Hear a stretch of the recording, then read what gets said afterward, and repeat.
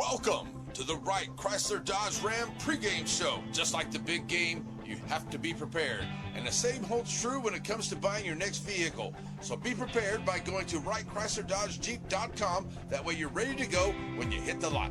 Now it's time for us to get you ready for the big game. The Wright Chrysler Dodge Jeep Ram pregame show starts now.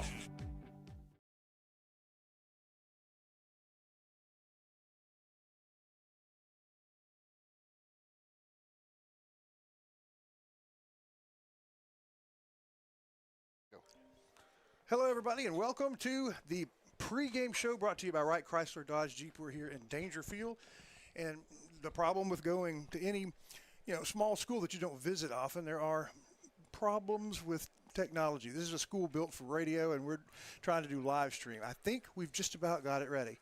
Our pregame show is going to be a little shorter. We'll start with Hope Medical's injury report. As far as we know, as of, Thursday when we got the report, everything was fine. There are nicks and bruises, banged up kids, but everybody should be playing unless something has happened since. That's brought to you by Hope Medical. When we come back, we'll hear from Coach Meeks.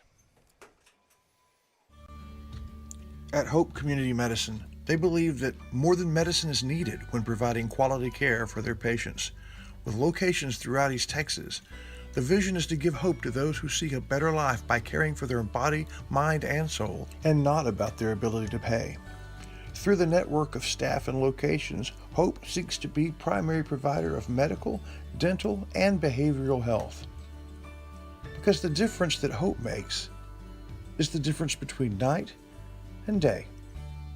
Hope Community Health. All right, everybody, welcome. This is again the Wright Chrysler Dodge Jeep Cherokee pregame show live from Daingerfield Stadium. It's got a name of an educator and a coach here. We'll get that here in a minute. Speaking to coaches, Chris Watkins sat down and talked to Coach Meeks to talk about come up here and playing this Daingerfield team.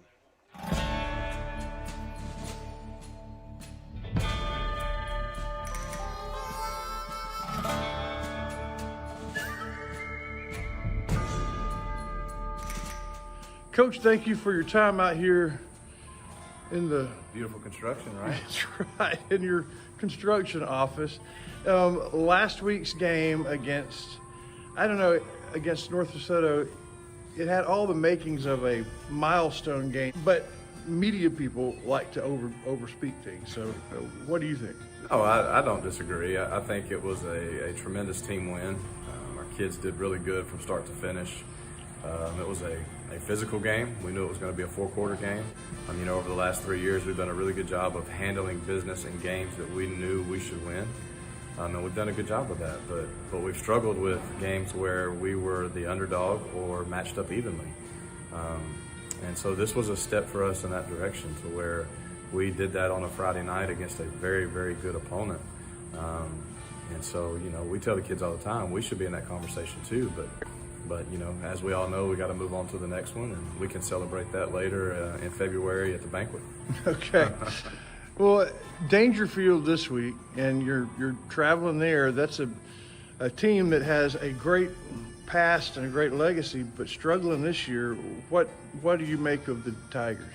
They're not your standard 0-3 team when you look across the state of Texas. They've played some really good opponents up to this point.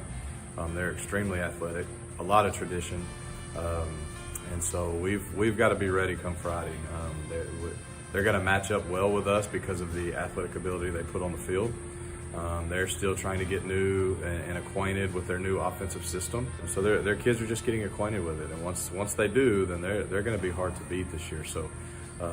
It's definitely a game that is not one that we can take for granted. We've got to be ready to go come Friday. So we've got to continue to understand the importance of just being disciplined and ready to start fast, and I think we'll be in good shape. Briefly describe that offense. Well, they're your air raid, which was made famous by Mike Leach, Hal Mummy, those guys. So they're going to be 4 and 5 wide. They will run the ball a little bit. They have two really good running backs, which we saw last year. They were both underclassmen last year.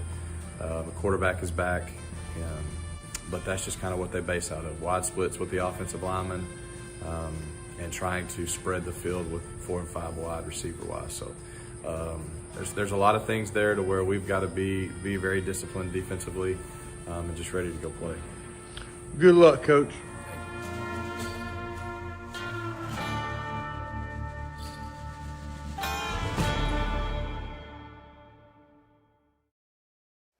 All right, folks, look at that. That is Chris Wallington down there, and he's getting ready to do the Gaddy's Medical Cheerleader interview. Before we do that, we're going to hear from JBA Financial and Center Glass, who brings us our replays, and then we'll come right back down to Chris Wallington with our absolutely favorite segment in pregame. That's our cheerleader spotlight. That's next here on the Wright Chrysler pregame show. JBA Financial Services brings you Coach Talk, and there's a reason for that. John Black knows that when you're preparing for an important game, you need a plan, and they'd like to be a part of the details, the X's and O's of that plan. He's put together a good team, a coaching staff that would help you and your family get where they want to go. At JBA Financial Services, they're working to secure your family's future. Gaddy's Medical Supply. It's your one-stop shop for the supplies and the equipment that you need as you go along your recovery. Their compassionate and knowledgeable staff is there to help you as you get better. Gaddy's Medical Supply.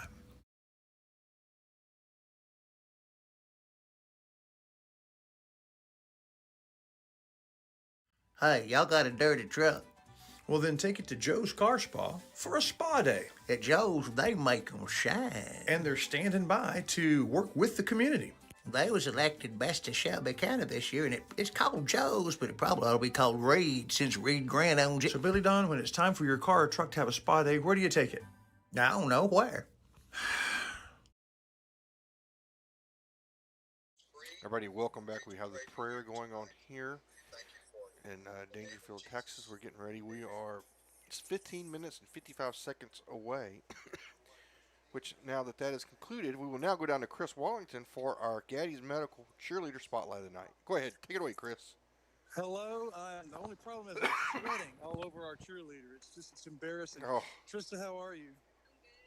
Tell me about today. It's a weird day. You didn't go to school, and the kickoff is at 7 instead of 7:30. Tell me what the cheerleaders did today. Well, we met up at 3, and our coach got us canes to eat. We got to eat it on the way there. Oh, Cane's chicken, not like candy canes. No. Okay, all right, good. Okay. And so met up at 3, you said? Yes, sir. And were you in a hurry, or did you get here in plenty of time? We were kind of in a hurry because we couldn't eat on the bus. We had to eat from the bus really fast. Okay. Well, and you got here no problem, and 7 o'clock, and I guess you'll get home earlier. That's cool. That is cool. I'm good with that. Do you like home games better, or do you like traveling for away games? I like home games better. Why? Because I just feel like the crowd is more there, and they're like more people that you know. Well, that's true. That's true. Okay, so Trista, I know that our cheerleaders are football scholars. TJ has been quarterback, and this is his 4th game. So he's done 3 games on the varsity. I think he's done well. What do you think? I think he's been doing amazing. He can throw very hard. He makes really good decisions. The decisions are the important thing, aren't they? Good decisions, Mr. Shires. All right. That's great. Thank you. She sounds like she knows what she's talking about, Chris Wallington.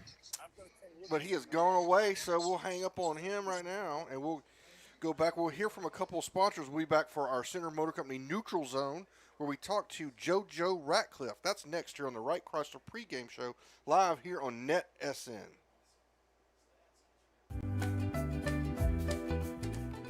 You know that Ace Hardware of East Texas is all the hardware you need, but there's a lot of other things they have too. Fun things for your camping trips.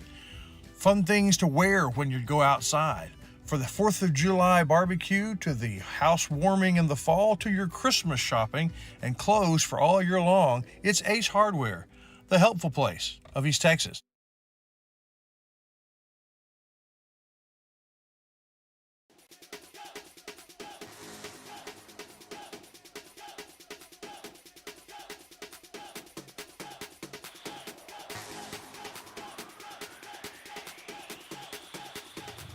Hey, number 5, who are you? JoJo Ratcliffe. What do you play? I play receiver and corner. Okay. If you had to choose just one, which would you choose? Receiver. Really? Yeah. Okay. Yeah. how many receivers are going to be lined up in a normal, like an average set for the Rough Riders? Three. Three? Three of us. Sometimes there'll be more, but average of three. Yeah, yes, sir. How much time did you get at this position last year? I started last year. Tell me one of the main differences besides experience between last year's quarterback and TJ as he's getting ready to start the season. Well, I mean, it's a big difference because TJ played receiver last year, so Yeah. I'm a really good, I had to get used to how, Cass scrambled around a lot. Yeah. Yeah, getting used to TJ who, stay in the pocket. Oh, really? He's more of a pocket guy. Nah, he can get out, too, but, he better. He can rip it, though. Really? Yeah, yes, sir. So he's got an arm. Yeah, he do. Who knew? Yeah, I knew. Okay. Well, I hope you run under him a bunch this year, and thank you.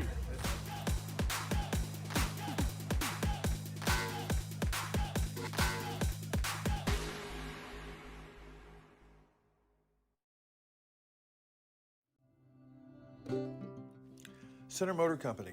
From whatever angle you look at it, you see Ford. Ford trucks, SUVs like the Bronco, and iconic cars like the Mustang. A legacy managed by Kevin Jones and created by Ray Jones. Center Motor Company on Hurst Street in Center.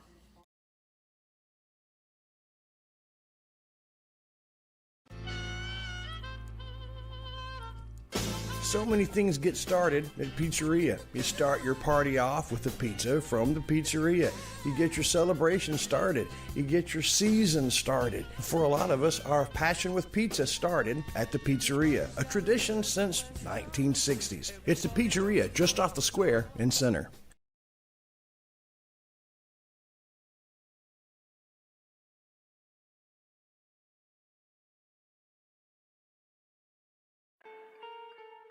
Covington Lumber and Building Supplies is in the capable hand of a third generation of Covingtons. For shingles for your roof, to carpet for your floors, to Farrell Calhoun paint for the walls, bathroom fixtures, and everything in between, Covington's has it, as well as all the lumber you can shake a stick at. Lumber for your home or for other fun projects. You find it all at Covington's.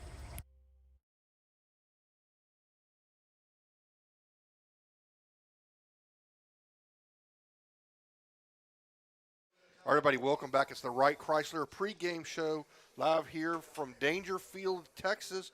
We are now 10 minutes and 30 seconds away from kickoff. And now it's time. We got a couple of things. This is our segment where we do our area roundup. Chris Wallington will handle that, but we also have a special announcement to make. This is big. This is huge. I mean, the hugest thing that has occurred.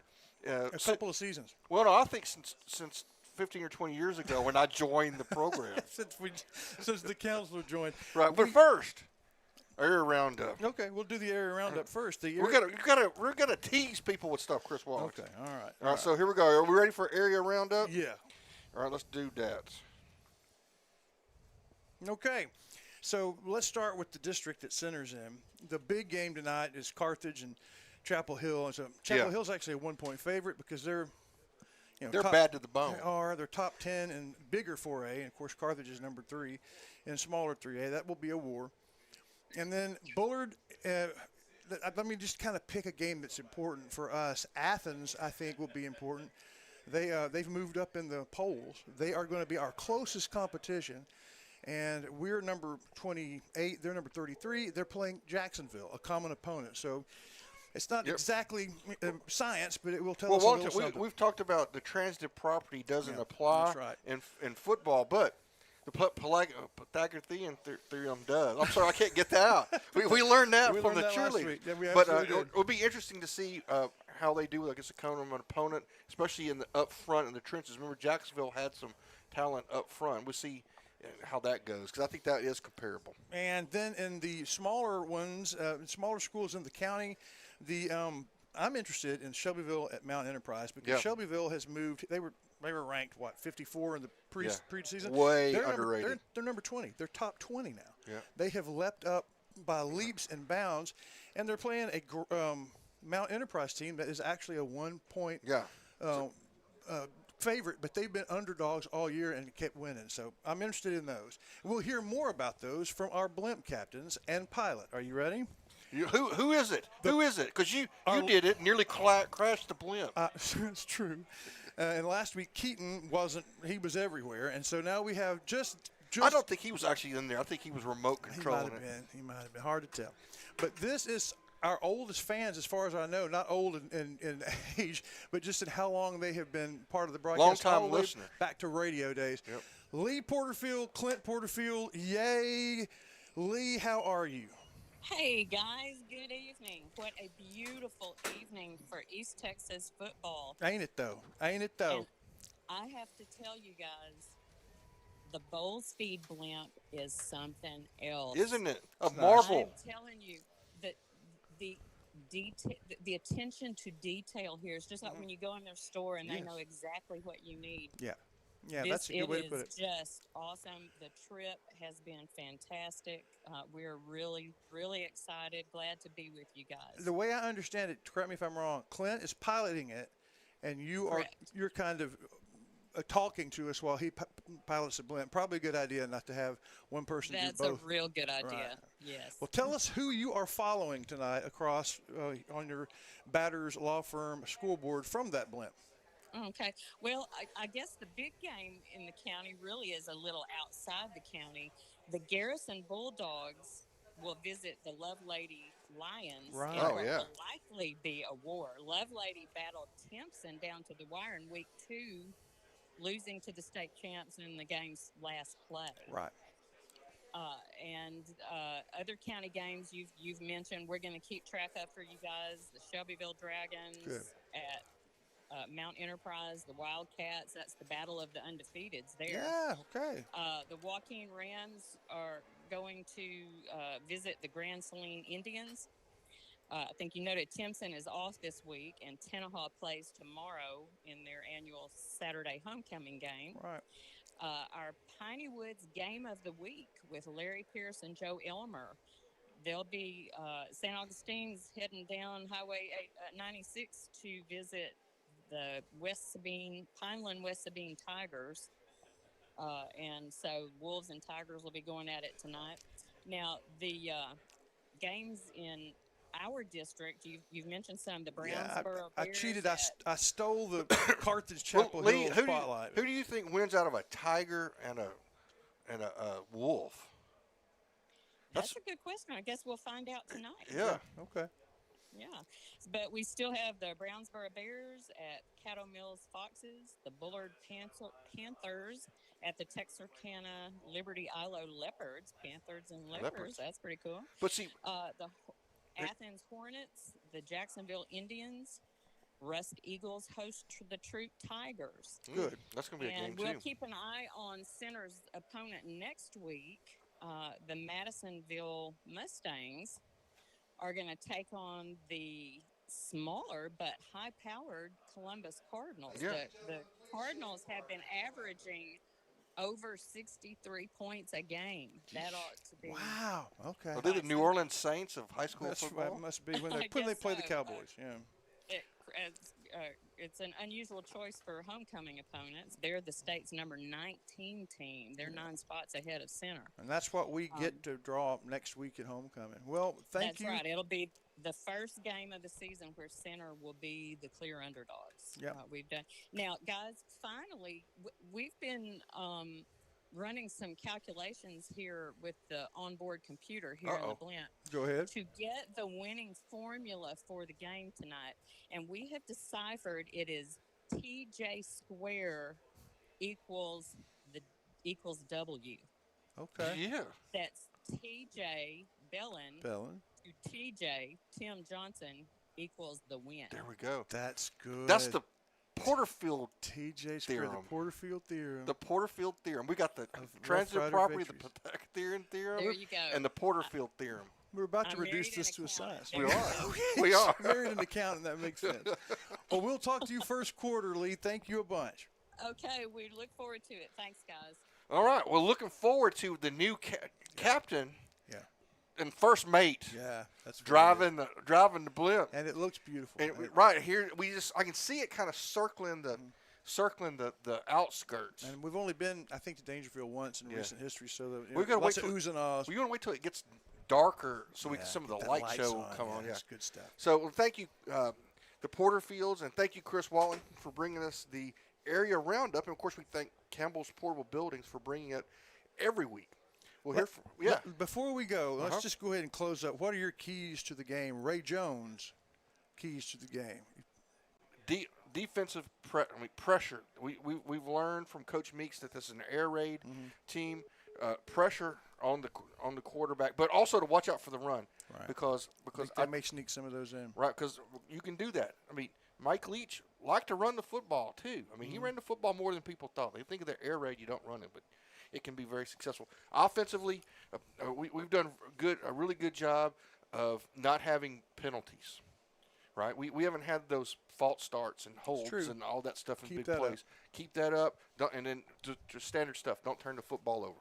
Well, go see Michael and Marlon for the Silverados, new or pre-owned. They'd love to show them to you. That does it for the Wright Chrysler Dodge Jeep pregame show. We'll be right back with the kickoff. It's one of the great slogans, right? Just tell them James sent you. But when James Campbell sent you away from Campbell Portable Buildings, he wanted it to be something that met your needs, whether it was storage or some inside beautiful living area. They can take care of you at Campbell Portable Buildings, where your building matters. They say, go Riders.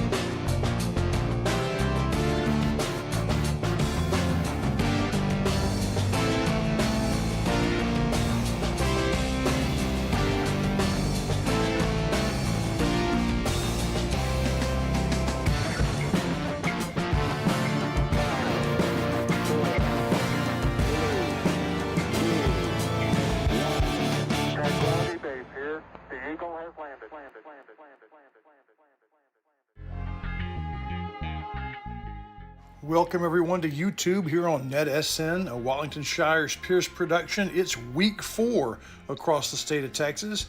Tonight, we have the Center Rough Riders versus the Daingerfield Tigers. Here's the tale of the tape. Your Center Rough Riders have started strong this season with 3 big wins in a row, starting with Jacksonville, then Spring Hill, and then an upset of North DeSoto over in Louisiana, looking for their 4th win at number 28 in the state. And then there's the Daingerfield Tigers, not off to a fast start. Still top 25 in the state, but with losses to Gladewater, Tatum, and to Pleasant Grove last week. They're looking for their first win and a little momentum. It could be a close one. The Rough Riders are just 4-point favorites tonight. So it's the Tigers. It's the Rough Riders, live from Daingerfield's Tiger Stadium.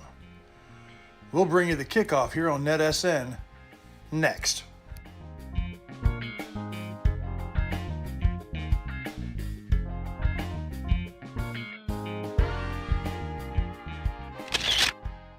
All right, everybody, here's the kickoff. Oh, it's a fake. So the Rough Riders lost the toss. Oh, they're going to be an offsides. Already. So that's going to be on Daingerfield. They're going to throw that, bump it back at this point. So anyway, the Rough Riders lost the toss. Daingerfield won. They elected to defer to the second half. Riders elected to take the football. So now Daingerfield's going to bump it back, and they're going to kick from the 35. Well, that works. Thanks for electing to do that first. Guys, that's not bad.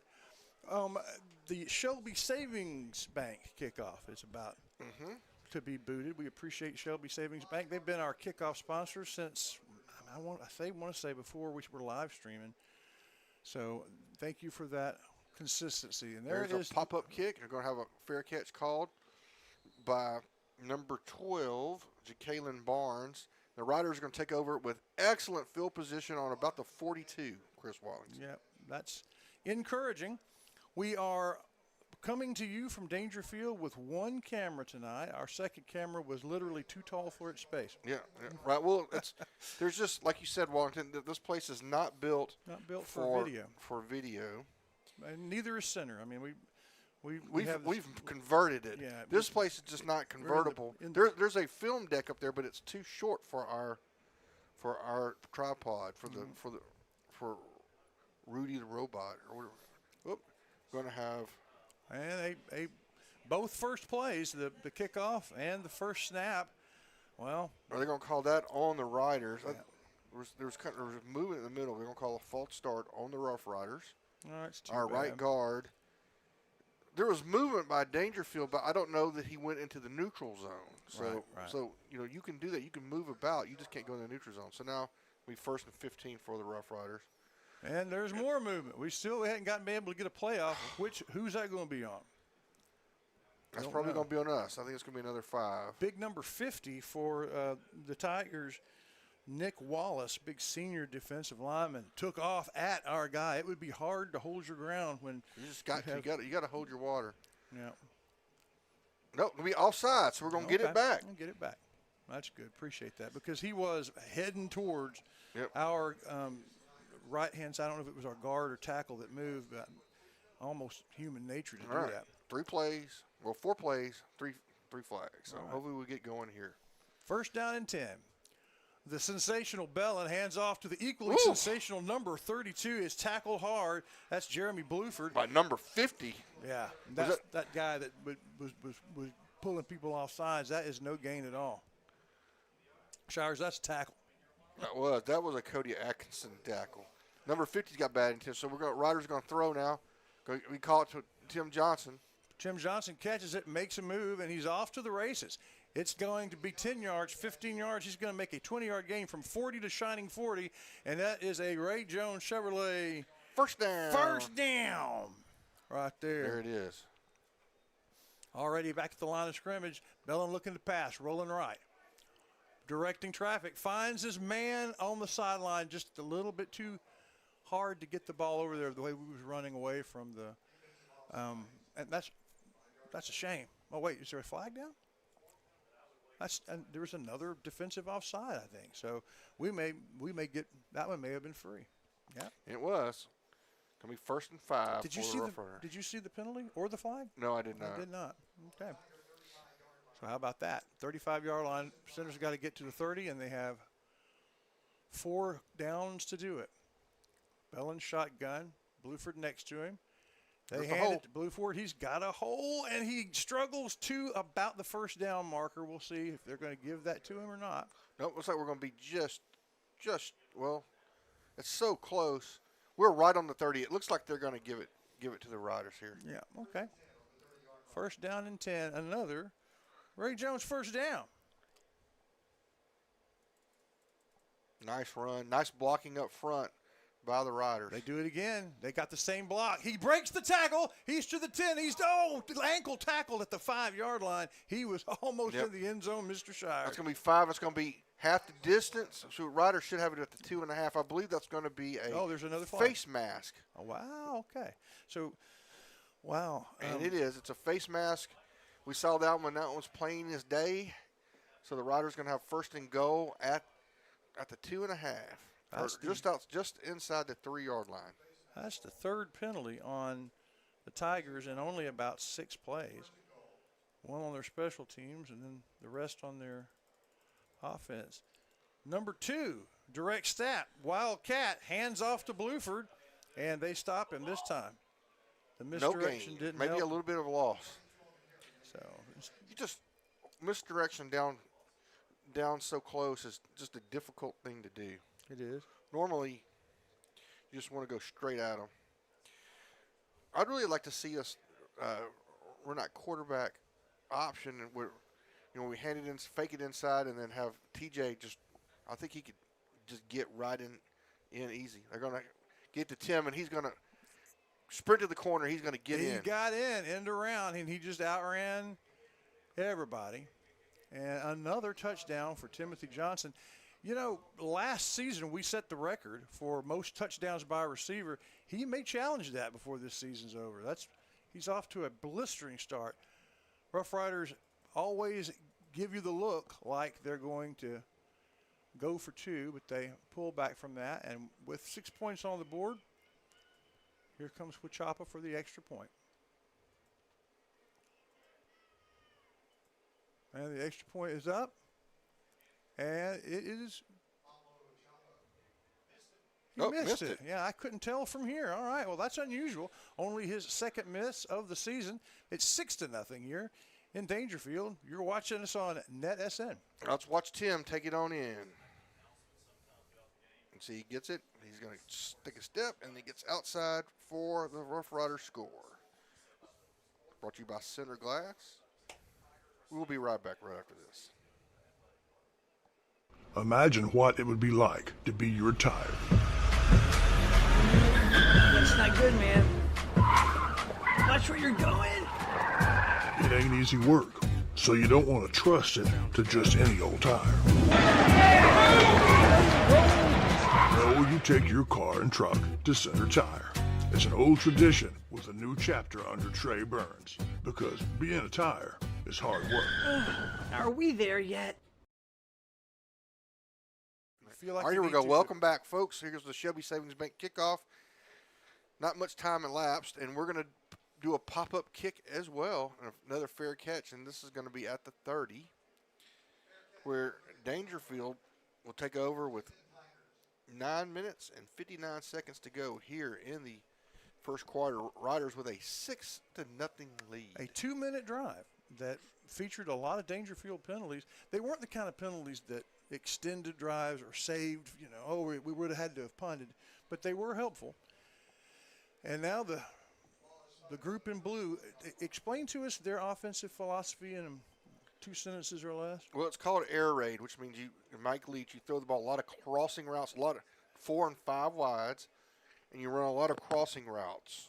And the idea is that you just get enough secondary guys out there. You've got somebody that's going to beat somebody, and it's going to be open. Your quarterback's got to find it. First play, quarterback's going to run up the middle. Why wouldn't he? The door's just open. Receivers covered, but the middle of the field opened up. He gets across the 35 down to between the 36 and 37. So second and a long 3 for. We'll say 4. Yeah, Cody Atkinson in on the tackle. That's surprising. Cody Atkinson's tackling someone tonight. Oh my! The thing is, it wasn't a boomer tackle. It was just a regular tackle. Okay. The snap, the handoff right up the middle, and the defense closes in. Of course, there is an extra push at the end. Instead of a no gain, it's going to fall across for 2 yards. It'll be 3rd down and 2. I think he might have got a yard. So yeah, that a good job by the left-hand side defensive line, number 14. On that, Josh Smith, huge basketball player for us, but has been doing a great job down on the defensive line. I think we'll switch. We're going to move him to the right side. We'll see the Sergeant Gregory lining up over here. We'll see if they're going to throw or they're going to run it. No, they're going to run it. They're going to do a stretch play. Riders are there, and they stop it short. How about that? We stop it way short. It's going to be a 2-yard loss. Did you see who? Williams on the carry. But who made the stop? There's a couple of different riders out there, which leads us to – I didn't get to do a pregame brief because we were busy getting everything set up. But we do have a little bit of controversy going on in Rough Rider land. Yeah. And it involves number 11, Easton Wolf. We'll talk more about that as the game goes on. Because we're going to call his name several times, most likely. Right. Punter standing on his 25-yard line going left to right. They muffed it. Ball gets by the punter. All he can do is fall on it. And the Rough Riders are going to start inside the State Farm red zone. And, boy, Daingerfield mistakes have certainly paved the way for the Riders early on. This is not a good start for the Tigers. No, and they needed one. They needed one. The Tigers, they were highly ranked, lots of expectations, and still are because they've played 3 games. They've lost all 3. 2 of those games, they weren't picked. They're playing up, trying to get good competition to get ready for district. Well, when you're Daingerfield, you don't schools your size don't want to play you. That's right. That's right. So you got to go find somebody. No one says yes. The 3rd game, when they were picked, they just had turnover problems. Right. And that erases all of the pregame predictions. So Bellin for the second time has Bluford in motion. Well, we've got quads out here. We're going to throw it to Tim. He's going to throw back to Bellin. Oh, nice. Almost intercepted. Nice play by number. Who is 16 for Daingerfield? That was probably a touchdown-saving play. Sage Blackburn, the senior linebacker, and if he could have gotten his hands on it, don't know if it had been a touchdown, but it would have been a big game. Well, that could have been a touchdown the other way, too, because the Riders had the entire offensive line out there. Throwback. Tim should have probably waited another couple seconds to throw that thing. Maybe so. It was a nice throw, though. 3 wide receivers to the left, 1 to the right. Bellum back to pass, looking to his left, throws to the end zone. He was throwing to Tim, and he's going to be incomplete. Was it too high, too low, too far? Yeah, it was. First of all, he was well covered. Sometimes, not often, but sometimes that happens with Johnson. He actually is well covered. So, interesting enough, the Riders here, if they get any kind of yardage, are going to be in field goal range. Mm-hmm. Although they're coming off a mixed extra point. Third down and 10. There's the handoff up the middle. Oh, Bluford nice. Bluford's going to go in. So who needs a field goal kicker when you can just run the 19 yards? Bluford with another touchdown, picking up where he left off. Late third quarter last game where the center run game kind of took over. And the offensive line where they picking up where they let off. I mean, that was a huge hole there. Bluford was able to get through there and score the touchdown. But since we missed the extra point before. Now, I don't think we're going to chase the points. Okay. It looks like we're going to. All right, looks like we are. We're going to kick. I thought we might go for 2. Too early. Puts it down. That one's good. Puts it through. Yep. Referees agree with you. It's 13-0 here. I have no idea. Well, I can't see though. It's 7:49 to go. 7:49. 2-minute drive. All right, let's have a look at this because now we're going to see the excellent play of the offensive line and Bluford's hard running. So he gets it. Great blocking there by the right guard and right tackle. And Bluford just makes one man miss, and then he walks in. So that's our instant replay brought to you by Center Glass. We'll be right back, folks. Hi, are you tired of the high cost of medical care? Tired of insurance that doesn't want to do anything for you? Don't have any insurance? I'm Sharon Nelson, a family nurse practitioner. I see patients of all ages for very low cash prices. For physicals, illnesses, labs, refills of medications, chronic disease management, male and female exams, suturing, joint injections, minor surgeries. Come see me, Sharon Nelson at Nelson Family Practice, 420 Tennaha Street, across from the Dairy Queen and Center. All right, here's the kickoff, folks. This is going to be taken, and there's a hole. Let's see if they can get through it, and they do. Riders are going to get over and going to bring the Daingerfield runner down, but he's going to make it all the way to the plus 40, plus 41, where it was like where the Daingerfield will start their second possession. Daingerfield may have fewer students than Center, but as far as just quality athletes, they have probably just as many. They're very impressive with their speed and their strength. And something like special teams where oftentimes it's just a foot race that shows up. So ball on the 41-yard line, Daingerfield with a little bit of life. It's only their second possession. First one ended suddenly with when the punter missed the ball, got through his legs. This is interesting. This is a pistol set. A tailback deep behind, and he gets the ball. Oh, nice play by the Rough Riders. And that's number 54 for the Riders. Jace Radney in. That was textbook. How about that? And the theory there is you get it to your tailback with some time to go, with enough space to get up a head of steam. He never made it to the line of scrimmage.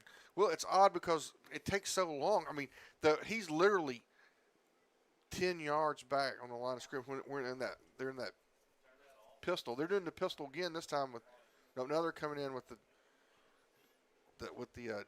double running back and then 2 wide, twins to the left and 1 to the right. They're going to run it again. Riders initially miss. Oops, sorry. Initially miss, but then they're able to come in and it's only like a 2-yard run. Yeah, a lot of steps for a very little gain. It's still third and more than 10. They got to get to the 31-yard line. The ball's placed on the 42. so far, really good defense in limited action. Well, Coach was right, and we kind of thought this, that they're going to be hesitant. I mean, they're going to run the ball more than they probably normally would, but this is definitely a throwing situation here. So here they are, throwing downfield. Number 13 is the intended receiver, but he's just way too far. Overthrown and covered by the dream. Gage the dream. Gage the dream for dream. He had good cover. So that's going to be 4th down. And this is a team that is a wide open offense that is facing 4th down from across the 50. You would normally think they'd go for it, but not when it's 4th and 11. Hats off to the center defense. Yeah, I want to take a minute to say hi to the Dubays. Coach Amber is not here live. She's watching. There's going to be a kick. It's going to be end over end. It's going to take a good bounce for Daingerfield, and it's going to die on the 17-yard line. Yeah, good kick. Let's see if we can get an ad in since the game's moving so fast. We will be right back with more from Daingerfield. It's as easy as 1, 2, 3 to see why Blake Furniture is the top furniture company in East Texas. Get the lowest prices and discover our easy in-store financing and low payment plans. Plus, get the fastest delivery in East Texas. Get your credit pre-approved online at blakefurniture.com today. This is McAdams Propane. And this is CEO Josh McAdams. That's him on the cover of Texas Propane Magazine as the president of the state organization. He knows a thing or two about propane. He learned from his dad and his grandfather before him.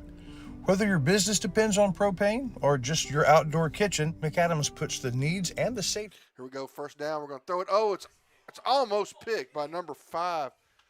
Ooh, that was an ill-advised throw. Who was number 5 for Daingerfield? That's going to be Kenny Mosley. Is it Kenny Mosley? That's Kenny Mosley, senior. He's got it. That's a football name. I like Kenny Mosley.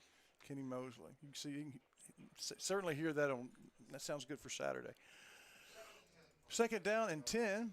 Bellin with the ball.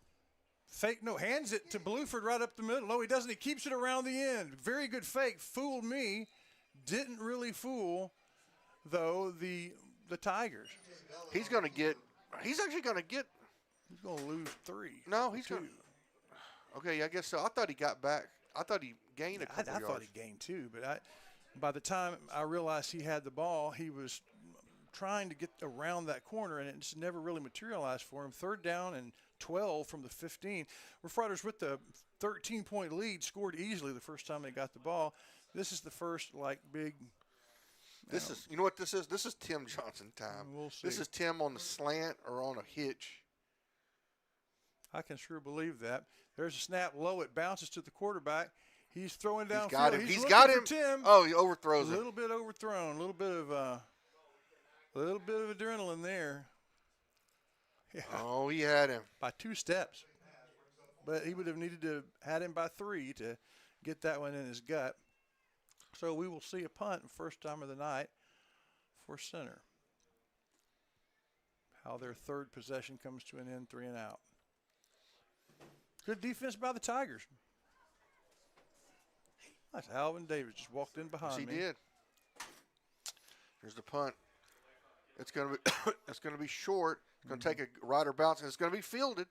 So they're going to set up the wall here to the right, and they get it, and they're going to go. This could be a touchdown. Number 21, Cody Atkinson tackles him by the undershirt, literally by the undershirt, and it did not break away. Was Cody in that play, or did he come off the bench to do that? Where did he come from? I thought that was almost certainly a touchdown, and then Atkinson saves the day. But it's really good news for Tiger fans. They start in the State Farm red zone, ball on the 15-yard line here with, almost half the quarter to go. Rough Riders have been all Rough Riders to this point, but now the Tigers have a chance to say something about that.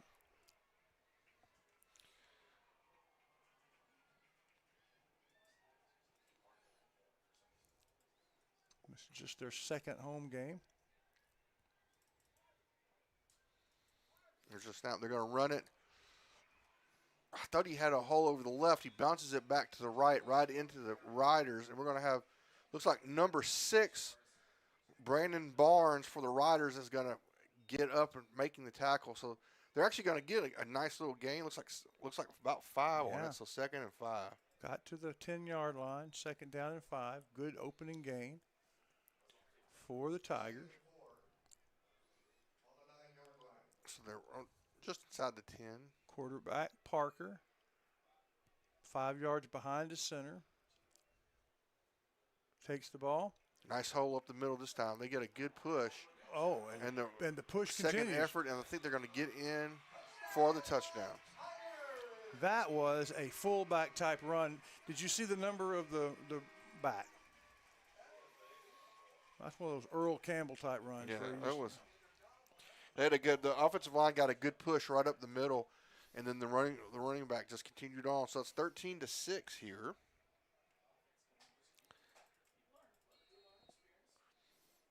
And it looks like the Tigers are going to go for 2.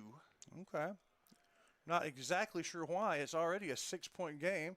If they get this, it's a 5-point game. It'll be a 4-point game, wouldn't it? There we go.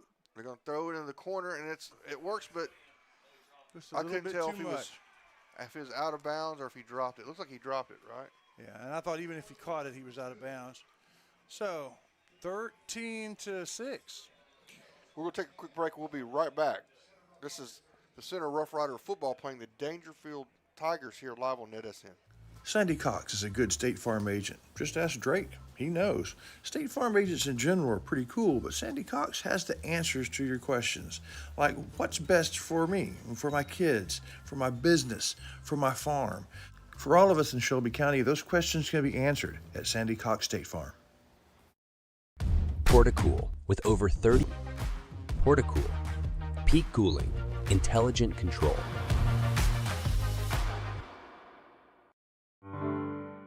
At Watson & Sons, their family serves your family. It begins with their facilities, their inviting and warm chapel, and their elegant lobby, and their unique product room where you can shop for the choices your tribute requires. They've been serving your family at Watson & Sons since Scott built it in 1998, but their family has been serving you for over a century. All right, welcome back. You ready for the Shelby Savings Bank kickoff here? Last time Daingerfield tried to fake us out and ended up being offsides. Right. Yeah, we got Rough Rider fans got lucky on that very first kickoff.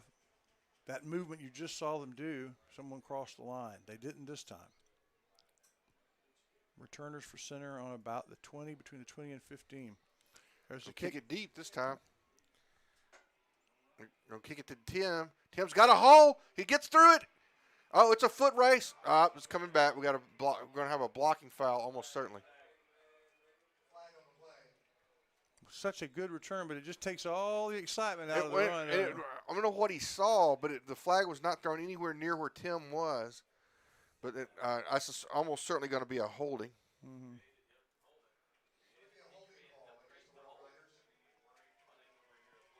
And that's from the spot, right? That was kind of, yeah, and it happened probably around the 35. So the Riders are going to probably take possession about the 25, somewhere between the 25 and the 20.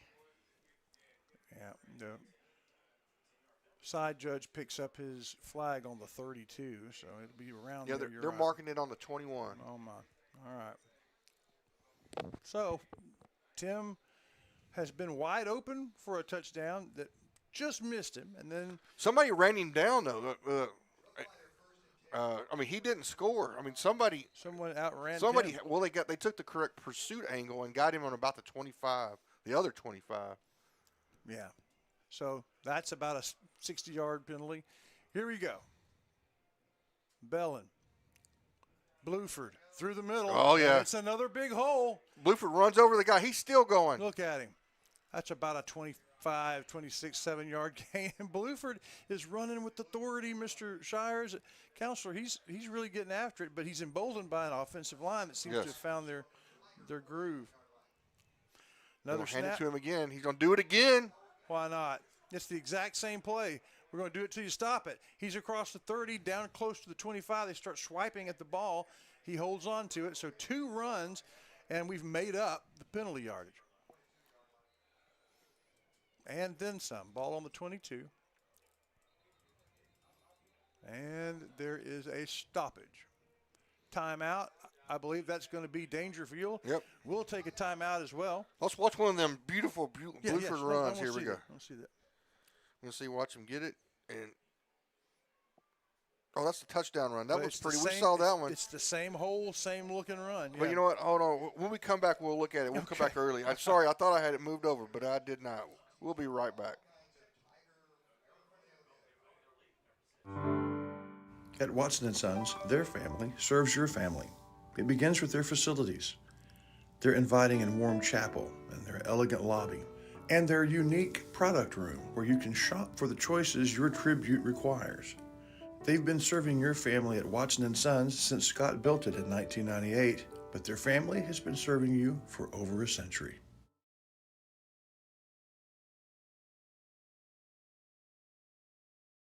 All right, welcome back. Here we're going to have a quick look at it real quick. I think I got it lined up this time.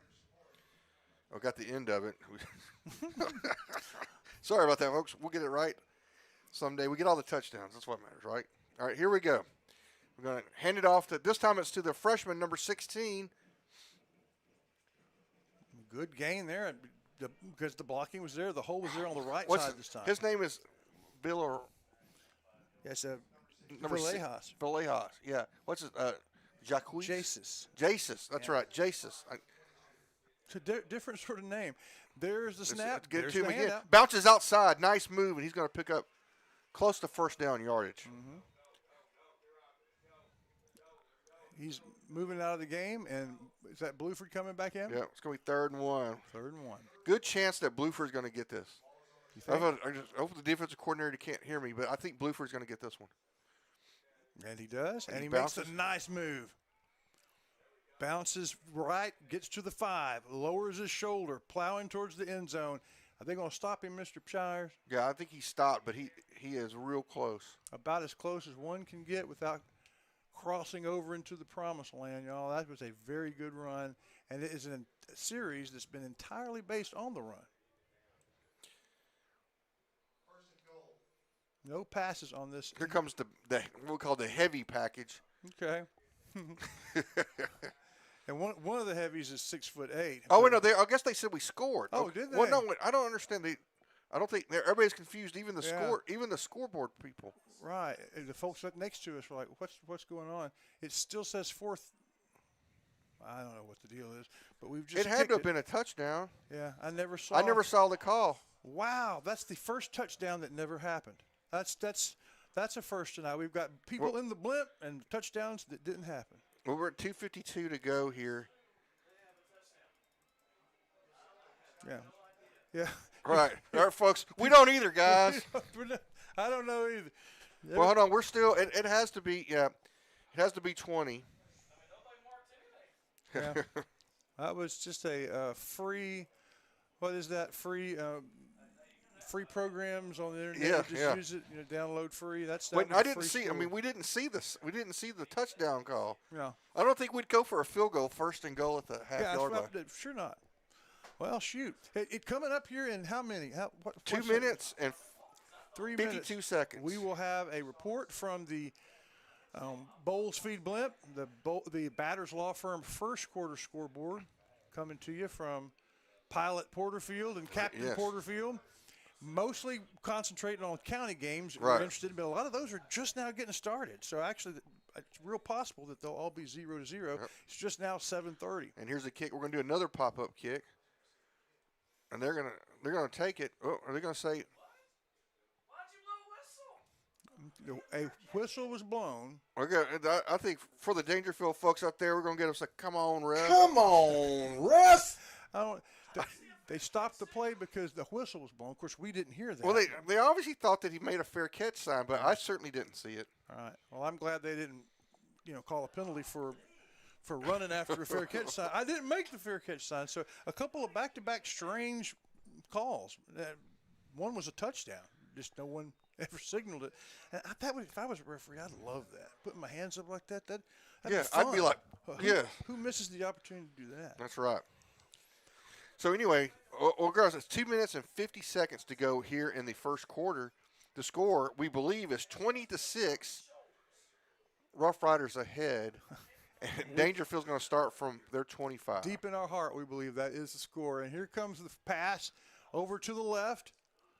Sorry, I moved a little bit too far. But I think that was going to be incomplete. Yeah, over to an out pattern to about the 40-yard line, 15-yard pattern. He was open, but it would have taken a on-the-money pass right at the moment. You could tell that this Dangerfield offense is still trying to become proficient at this style of play, because it's different from what they did the last 2 years when we've seen them. And the air raid is a very peculiar form of offense, so this is only their fourth try at it. But it also makes sense that they don't really want to challenge the Rough Rider defense with all those crossing patterns in the middle of the field. Interesting decision. Normally you run the air raid when you don't have a tremendous amount of athletic talent on your team, and Dangerfield certainly does. Riders are going to destroy that run. That was team defense. Several people stringing and hitting and holding. And let's see if we can. Okay, I know Jamarian Smith, number 14, was there. We know Wolf was there, and then about 5 other Rough Riders. I think 50. I think Eric Arroyo was also 52. Sorry, Francisco Morales, I believe, was. All in, the Riders just really stuffed that thing. We'll give that credit to the whole corral full of Rough Riders. 3rd down and 9. Looking to his right, quarterback running. Scrambling. You ain't getting away from him. You're not getting away from Mr. Atkinson. 21 with a sack. Satkinson. Satkinson? Yeah. I don't know if that's going to stick, but I like it. Very well played by the Rough Rider defense. It's a huge loss. That's going to be about a 6-yard loss. Drive started on the 27, and the ball now sits on the 21 after the sack. So we like that when drives net gains are negative. And so now, standing on about his 7, he'll punt. Good punt. All right, so the Riders are going to catch it at the 50. We do have we appreciate all the fans that come in and comment. We had somebody saying it was certainly a touchdown. The ref threw his hands up. Well, nobody in the press box saw it. I'm glad someone. I'm glad you guys saw it, so we know. We were all. Well, we're still going to call it the mystery touchdown. It goes down in the annals of famous lore. It's a mystery touchdown because 590 number had to tell us it was a touchdown, and they're not even here. Unless maybe they're over there listening. I don't know. Are you here? Are you watching? Because maybe your expert camera work got it, Chris Wallington. Yeah, I can't imagine that. But this was going to go on in lore along with the situation from Jasper, which I can never let go. But we're going to join the. There's going to be looks like a penalty on the Rough Riders. They're going to start. Yeah, there was some kind of blocking infraction. Foul. The press box thought it was going to be on Daingerfield, and I heard someone, that he was blocked into him. Turns out that's exactly what the referees called. So a loss, a significant one, but still pretty good field position for the Rough Riders. Minute 19 seconds, we will go up to the batters' scoreboard, hosted in the Bowlesfeed blimp by the Porterfields. Can't wait to hear what they have to tell us. Probably not much. Right. Most games have been going for about 7 clock minutes now, so it may be a little bit. But it's starting to get dark enough where, Clint, you can go ahead and start bringing the blimp into the over the stadium, and it turn the. There's a special switch to turn the new lights on. And I don't even know where that is, but it is beautiful when they get it on. Okay, so here we go. 1st down and 10. Rough Riders up by 2 touchdowns. The handoff up the middle has worked all game. It works again across the 45 down to the 47. I believe that's our freshman back in there. Okay. Number 16. Bluford getting spelled a little bit. Yeah. And give us the name again. That is Jasus Villejas. Jasus. I got Steven. Jasus. I got to remember that because we're going to be seeing a lot of Jasus. Sounds like. And he's a freshman, man. A freshman. Compact, fast. And he is compact. Has made some good decisions. He's hit the right hole so far. You can't see him until he's on you. Slowing it down a little bit. 14 seconds till the play clock is over. 40 seconds left to go in the quarter. man in motion. Get to Jasis again. Yeah, why not? It's working. Jasis works his way down the right-hand side of the line, breaks some tackles, forces close to midfield. He's got to get across midfield to the 49. He's going to make it to the 50, so it'll be 3rd down and 1, and that might be the last play of the quarter. We'll see. That was a nifty run there. He was able to move up and then bounce it outside and get that extra 4 yards. Just kept bouncing, bouncing, almost exactly on the midfield stripe. It looks like we're going to let it run out. So we're going to take a quick break. We'll be back. We'll have Captain Porterfield on the phone with the batter scoreboard here as we start the second quarter. Riders up 20-6. Covington Lumber and Building Supplies is in the capable hand of a 3rd generation of Covingtons. For shingles for your roof, to carpet for your floors, to Farrell Calhoun paint for the walls, bathroom fixtures, and everything in between, Covington's has it, as well as all the lumber you can shake a stick at. Lumber for your home or for other fun projects. You find it all at Covington's.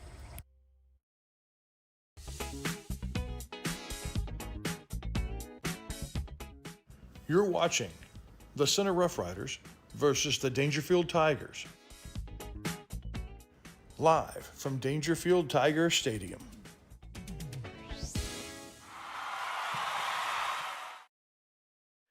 In Wellington, there it is. They just turned on the lights. Oh, my gosh. Go get a penalty. It's rare that it is that perfect wow. timing. Yes, what a timing. Lee, you and Clinton and the blimp look great up there. What are some scores of interest? Do you have any? We sure do. Good. It's time for some other area scores from the Batters Law Firm first quarter scoreboard. Because, like your case, your scores matter, guys. Yes. So tonight in our county scores, Joaquin and Garrison are just underway. Madisonville and Columbus just got underway, but Columbus had an 81-yard drive in 4 plays, so that score is already 7-0. All right, I said, hold on, let's take a break here. We saw it live.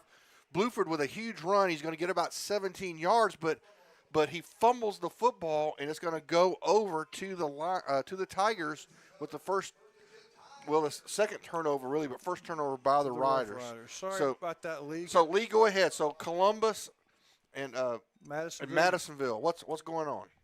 They just got underway, but the Columbus Cardinals had an 81-yard drive in 4 plays, so that score is already 7-0. Oh, wow. Okay. San Augustine, our neighbors to the south, are leading West Sabine 14-0. That's a surprise. That's impressive. Coach told us that you weren't at the Piney Woods Coaches Show, Chris Wallington, but that was not a surprise. What else you got for us, Captain? Well, Shelbyville just scored again, so at the moment it's 13. Shelbyville 13, Mount Enterprise 14. We'll hope for an extra point there. They must have started at 7. We'll watch it.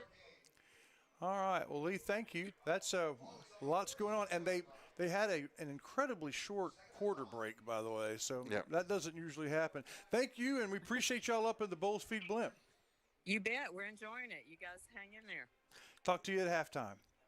All right, folks, that's our batter scoreboard. Just like Lee Porterfield said, just like the score matters, if your case matters, it's got to be batters. All right, so second down in about 5. Hand off in the backfield and caught in the backfield. Number 14, Jamarian Smith comes in. Jamarion's had a great game. And a good season. I think his games get better every week. But, at that height, it's you think you're by him, and he just kind of extends and grabs you. Got him from behind, loss of about 3, third down and 08. They got to get to the 47-yard line. Currently, they're on the 39. This is big. This drive is big for the Tigers. They stopped the Riders on a turnover. They really want to capitalize. The fake handoff, the little pass to the right. Riders close in, and just too many Rough Riders for that Tiger to get out. That was a good call, Shires, but the defense was just ready. Yeah, and we've seen that play. That's an effective play. It's almost like the triple option. You fake the handoff, and you can either run it or throw it, and they chose to throw it, and we were out there. That running back wasn't going to go anywhere. The original tackler did not make the play, but he slowed him down enough, and then the pursuit was able to come out and make that happen. So 4th down and 8 here from the 39-yard line. Riders should get Surely this is okay. This isn't a time for a fake, is it? No, it's too far. Yeah, I would think. And there's the kick. They do. A nice high kick. We'll have gonna get away from it. No, you can't. All you can do is catch it. Yep, there you go. Nice play by. Is that number? Oh, that's Tim, number 3. That's Tim Johnson, and good decision. Rough Riders will start the ball, the drive on the 26-yard line of the Tigers. Thank you very much to JBI Insurance.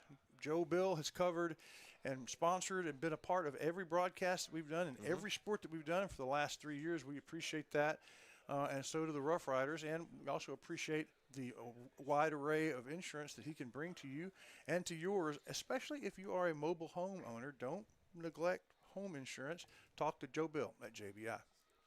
All right, Riders take over 1st and 10. Going to fake it to Bluford. Going to throw it out.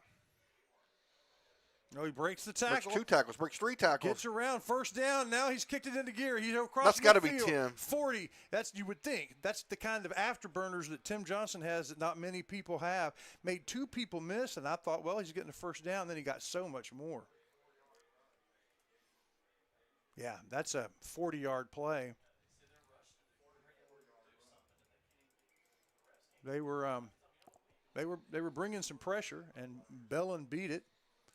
And then Johnson beat the coverage, and then there weren't a whole lot of folks left to chase and run him down. We've got a timeout on the field called by Daingerfield that's going to be their second. This gives us time to talk about 2 things. Number one, just to refresh everybody who get center tire, okay? I told everybody about how Trey helped me out and got me back on the road when I was in the middle of a trial. But that's not even that should be the top story of the year, but it's not. It's not. 3 games in, we topped it. Yep. Last week was it last? Yeah, it was last week. We were the guy from Channel 3 in Shreveport came over and said, "Guys, anybody got an air pump? I think I've got a nail in my tire or something." We said, "We ain't got no air pump. We got something better. We got a center tire." Yeah. And so we call up Trey, and then we end up getting Sean Crouch, who's at the game. He says, "Yeah, we do house calls. We do stadium calls. We'll take care of that." And I mean, it was taken care of before the first quarter was over. Yeah, yeah.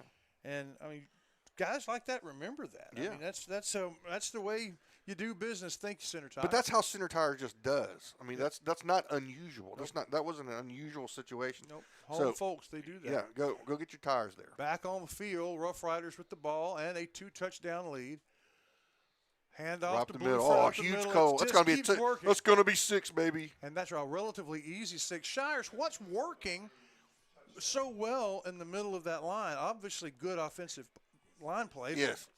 Have you been able to see anything specifically? Yes, we are winning the line of scrimmage, Chris Walton. I see. Well, our center and guards are winning the line of scrimmage and blocking it up and blowing the lineman back into the linebackers. Yeah. I mean that time Bluford didn't even have to make a move on a linebacker. He made a move on the safety. That's why I ask. I mean that is they knocked down 2 different levels of the defense. Yep. Made for a relatively easy score. Score now is 26-6, and the extra point is up. And the extra point is good. So 27-6, the score here in Daingerfield. Early second quarter, the Rough Riders have only been stopped once in this game. Looking good offensive and defensive. And here it is, Bluford's run. He's going to get through it. You just see he just blows through it. One arm tackle to break, and it's what we call green grass and glory. Green grass. We'll be back.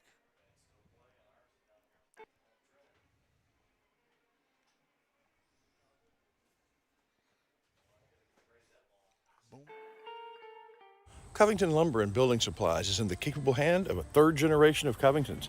For shingles for your roof, to carpet for your floors, to Farrell Calhoun paint for the walls, bathroom fixtures, and everything in between, Covington's has it, as well as all the lumber you can shake a stick at. Lumber for your home or for other fun projects. You find it all at Covington's.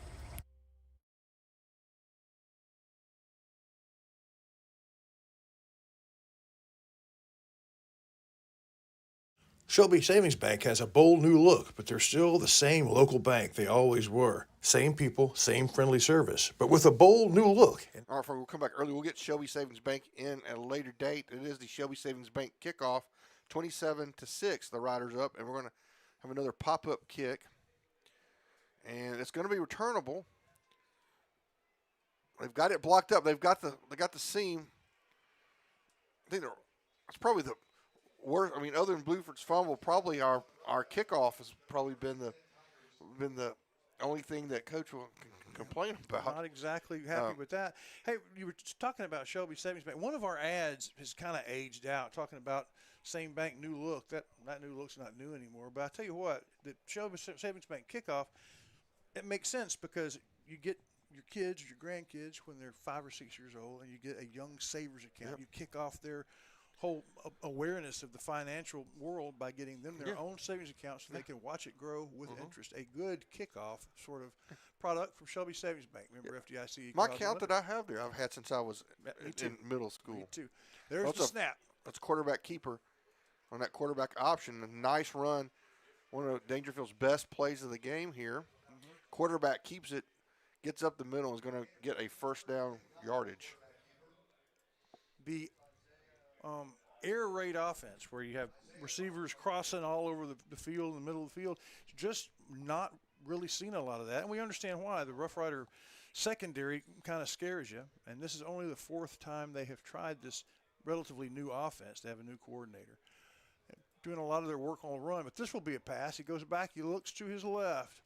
And a clumsy camera shot. But well, what happened was both the receiver and the defender both slipped down. Okay. The throw was not on target. So that's going to bring up second down and 10. So an equally clumsy play. Well, you know who was coming? Number 15, the sergeant. Grant Gregory was coming around. He made a Shires replay of the week for the Rick Meeks Coaches Show where he splatted the North Dakota quarterback. We'll see if he can't get another one. They're going to try to run it, and it is plugged up well by the Rough Riders. And I believe number 11, Wolf, is going to get up off the bottom of that. You were talking about Wolf, and well, hold on. I'm not sure. I thought he was, but it might have been. I don't know. Let's see. I'm trying to get the numbers. It might have been Francisco Morales again on the bottom. That's going to set up 3rd down and 10. 10 plus. Yeah, a little 3rd down and about 10 yards and 1 foot. Again, getting kind of critical for Daingerfield. The big snap, looking downfield. The pass. This one is complete right at the 32-yard line. Had to get to the 35 for the first down. Good pattern, good pass, good catch. It's going to be a first down for Daingerfield. Does a good route by number 16. He's a big, tall kid. Who is 16 for Daingerfield, Chris Wallington? 16 is Sage Blackburn. He's the linebacker that almost picked off the first pass of the game. Well, he gets up there and climbs a ladder to make that catch, which is good for a first down for the Tigers. Snap, hand off around the right end. Man, boy, a Rough Rider came from behind, stopped the play, didn't make the tackle, but basically stopped the play. Good penetration through that offensive line, limits the run to a yard, and it is 2nd down and 9 from the 30. I believe that was that Atkinson? Surely it wasn't Atkinson that ran him down like that. You shouldn't be that fast and that big. I'm not sure. I'm not sure who it was, but it was definitely a white jersey, and it's 2nd down and 9. Handoff again over to the right side of the line. They find some room, get through, get the first down. No, they're going to be short. It's going to be 3rd and about 2. Okay, all right. They get that's right. They get across the 25-yard line. That's what I saw and ran my mouth. But still, what they needed. They were looking at 2nd and 9, 3rd and 2, and then probably 4-down territory. Yeah, this was 4-down territory. Riders up 27-6 here as we go under the 6-minute mark. Okay, waiting for the snap. Quarterback and his tailback. And He gives it to his tailback, going around the left side, dodges, dances. It's going to be close. And yeah, going to be close. Never really got going So good forward. Probably get a hometown spot here. And they do. Right on it, yeah. And that gets them, well, right close to it, right on the 20-yard line. Right on the verge of the Chris Mayfield State Farm red zone. Is it 20? Is you have to be inside the 20, or is the 20 the red? I don't know. That's a good question. It's kind of like the neutral zone in Korea. Kind of no man's land. So we're gonna high pub school him. broadcast in America where we just had that discussion. I respect that. Ah. Oh, okay, yeah. You get that picture of that right there. The play was stopped because you see those headlights. Don't know who. There we go. Turned them off, but yeah, that messes up a play real good. So that's what that official timeout was. I've never seen that before. I did. We did a game at in Tyler at Grace Community, and a lot of our fans sat. Yeah, on the hill. But did they have their headlights on? One time. They're going to run a toss, jet sweep, and it's just not going to work. And when he decided to reverse his field, that was not the right decision. Really good defense by pursuing.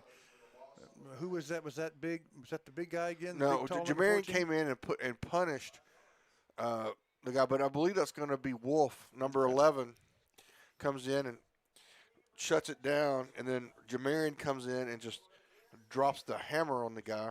Loss of 5, second down and 15. Daingerfield going the wrong way, needing something. They had one good drive, and from that they got their only score, went for 2, miss it. 3 touchdowns behind.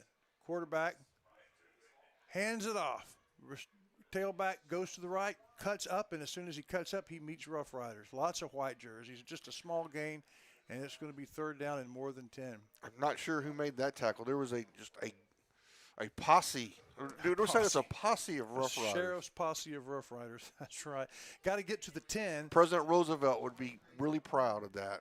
Yep, I agree. So it's going to be third down. Like you said, it's longer than 10, probably about 3rd and 13. On the ball on the 23, got to get to the 10. But most likely 4-down territory. If you're Daingerfield, you're looking to get some of it, if not all of it, on this play. Riders are coming. They're going to throw it. They are going to get a good chunk of it. Oh, still on his feet. Nice play by the Tiger offense to get a good chunk of that. Trent Boyd makes the. Oh, I heard Wallace. I thought that was number 2, but anyway. Makes it manageable. Makes it 3rd and 5. Yeah, that's what they needed. Right, but the problem is they haven't had a tremendous amount of success running the ball. Expectation to get 5, so this is probably going to be a throwing situation here. Yeah, number 8, Rain Wallace was that receiver. Now here we go. On 4th and 5, big play. Quarterback throw the fade. Stands, looks for the fade, and that's no good. Is there a flag? No flag. And so the ball falls, and so does the Tiger hopes as that drive ends like good defenses want it to. Right there in the red zone on 4th down. Mm-hmm. Well played by your Center Rough Riders. This is interesting because when we got these matchups back in August and we were looking, the Tigers were picked to win this. They had high hopes and high preseason value to their. Not so now, as Center is picked to win this one. I wanted to see what the line was. And here we go. It's only a 4-point. We're going to throw it out. Pick. I'm sorry. That's going to get to number 9 for the Riders, Eli Olivas. And he's going to pick up about 7 on the play. So we got plenty of time. Riders still have all their timeouts. They're going to run it up the middle. And finally, they clog it up. They clog that thing up. We're still going to get some yards on it. We're going to get. See, we still got like 3 yards on it. So it's going to be third and 2, third and a long one. Got to get to the 30. Ball's on about the 29. I suspect our running back's going to get this one. We'll see. It's worked so far. There's the handoff. There's the blocking. There is the surge, and he's across the 30. Easy first down. That is, ladies and gentlemen, a Ray Jones Chevrolet first down. And they'll probably have to get several if they're going to make it into the end zone on this drive.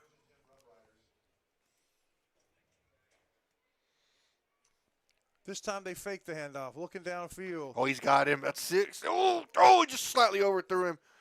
We're going to get that one here in a minute. We normally don't miss those many often. many. I thought that I prematurely called that one a touchdown because I thought he had it measured out just right. Oh, it was like a foul on the play. Oh, okay. Anyway, so it doesn't matter. They're going to move us back 10. Holding? Well, I don't know. They may decline it. Let's see. Yep, they're going to move it. Yeah, it would be either 2nd and 10 or 1st and 20. I think I would take it. If indeed it was holding. I didn't see the call. Well, I'm not sure what they're doing. It can't be first down. It's got to be. Yeah, there we go. They're going to mark it. Okay. Well, center will run the play while they're talking about it if you give them a chance. It was only 5, so it must have been some sort of procedural.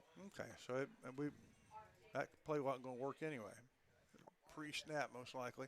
First down and 15. So the handoff to Bluford, and now they stop the play again. That's probably going to be a false start on the Rough Riders. It's going to put us in 1st and 20. 2 in a row. To finish my thought a while ago when they were changing possessions, Daingerfield, because they're at home, center is only a 4-point favorite tonight, and to this point, it looks like center is way more than a touchdown ahead. Yay. All right, so we're going to hand off. Nice move. Going to get inside. We're going to pick up probably 5 or 6 of it. We're going to need a bit more than that once we. Yeah, two back-to-back penalties and 5-yard penalties. That was a 5-yard gain. 2nd down and 15, maybe 16 on this drive. Ideally, you'd like to score, but you want to make sure that Daingerfield does not have another possession. There's the snap. There's the fake. Looking downfield. Throw in middle of the field. And I don't think anybody was home. No, that went through Tim's hands. It went through Tim Johnson's hands, and it was almost picked off by Daingerfield, which is the one thing you don't want. We really don't. And there's still 1:11, and the clock is going to stop. Mm-hmm. Well, by the time I caught the camera to that, all I saw was the ball drop. Did he just drop that, or was it high? It went through. It was high. Okay. It went through his hands, but normally Tim's going to catch that. Right. So 3rd down and long with just over a minute to halftime. The Farmer State Bake halftime show coming up. Oh, screen pass. Oh, and it was too dropped. much. Yeah. Too much. I mean, haven't seen them do that much. Well, you let them go, but you got to block them for a couple seconds. Yeah. You can't just. It can't be just a. Right. Otherwise, they'll flood the zone, and there's no. Well, I mean, you don't have time to set it up. Right. You can't have a jailbreak. So the Rough Riders to punt for only the 2nd time, leading big, but giving the Tigers enough time to make a play here. After the punt, I'll tell you about the halftime show. There's the snap. That's a good kick. Punt, good kick. Oh, they're going to take it on the run. And nice. Cross midfield, breaking tackles. Uh-oh. Still alive, still running. Now it's looking like just one man to beat. He gets around him into the corner, and it's a touchdown. Are there any flags? Nope. Well, that's an easy way to get some points back. Just like that, Mr. Shire. I thought it was good. I thought we had direction kicked it enough. Mm-hmm. But lordy. Yep. Not what you were hoping for. I mean, make a kick and make them work for it to see if they got that 2nd score, but now it's a 2-touchdown game. Missed the first extra point, but they didn't try it. They went for 2. Good defense by the Riders on that play back mid-1st quarter. Almost to halftime before they scored again. They're going to go for 2. Well, they should. 27-12 currently. Yep. The way this press box is situated, I don't know that we're going to be able to hear the band tonight. Now, we're going to give it they're going to go for it. They're going to keep it, and the Riders just are not fooled. They spread it out beautifully. The Rider defense has been up to the challenge. they can't do much when the score is on special teams. We will be back with the last few seconds of the half. It is 27-12 here in Daingerfield. Batters Law Firm is proud to be a third-generation law firm serving the injured people of East Texas since 1964. Batters has visit one of their locations for your free, no-appointment consultation and let the Batters team implement their proven approach that incorporates treatment and recovery while maximizing settlements and payouts. Batters Law Firm, serving you in Nacogdoches, Lufkin Center, and Houston. Remember, when it matters, call Batters. 833-BATTERS. 833-BADDERS. Welcome back, everybody. Getting ready for the Shelby Savings Bank kickoff. Here in just a little while, we're going to have the Farmer State Bank halftime show. We will start with the band. When you're the away team, unless you're North DeSoto, you start with your performances. So the Center High School Band and the Chaparrals brought to you by Bounds Insurance. Then the Texas Automotive first half analysis brought to you by the Colonel and the Counselor. And then the Batters halftime scoreboard from the Bowles Feed Blimp. Up close and personal today is an interview. Did we get the interview with Happy Tales? Yeah. Okay. Yep. Happy Tales Adoption Center. Stephanie Ellswick tells us about a project they have going throughout the year and one that is specifically this coming weekend. So looking forward to that. That's brought to you by Borders Poultry Supply. And now the Colonel, Matt Gregory, is in the house. I'll let he and Mr. Shires talk you through it. The two of y'all talk about it. I'm doing some work? I'm doing some work over here. What are we talking about, adopting pets? What are we doing here? We're calling this play like we're Howard Cosell and Frank Gifford. Gotcha. Am I Dandy Don? Yeah. Could I be Howard? Yeah, you're Howard. You're Howard. Ty gets from Daingerfield. Break the huddle. And the little pooch kicked to about the 30. Catch it. We need to turn the Colonel. Is the Colonel on? Yeah, he is on, but not loud enough. There he is. Now he's ready. There we go. Oh, there we go. Full Howard Cosell. 45 seconds to get up some points here. Yeah, and it's been more than possible. The offenses look awfully good. The defenses look awfully good, yet it's a two-score game. Opportunistic Tigers running back a punt. Yeah. We covered 2 kicks. This is a totally different looking half. Not that it's been bad for the Riders at all. But. Right. And so with not a lot of time, Bellin with the ball. There we go. We got A-Gap's been open all night, guys. Yes, it has. Until. Let's go ahead and stay in it. Yeah. That was one time with minimal gain. And it looked like, the Rough Riders may be content. They don't get the ball to start, right? That's yeah. We got first possession. Okay. But Daingerfield has not shown the ability to be able to move the ball down the field. No. I mean, they've either had a really short field or scored on the special teams. Unless we kick it to them and they can. Yep, that's gonna do it. I think that's gonna do it. It is. Well, y'all, when we come back, we will have the Farmer State Bank halftime show. We'll start with the Center Rough Rider Band. You stick right here. Right now, the score 27-12. We'll be right back.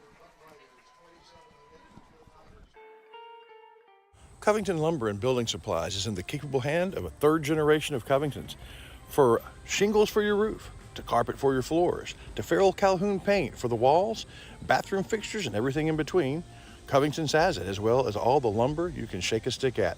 Lumber for your home or for other fun projects. You find it all at Covington's.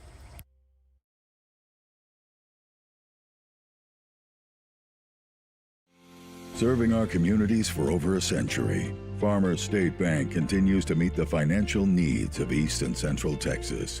With roots that run deep, Farmer State Bank serves as a source of financial strength to meet the needs of our neighbors. From a comprehensive range of financial products to individual service, we remain dedicated to being a true community bank. Farmer State Bank, improving lives and fulfilling dreams.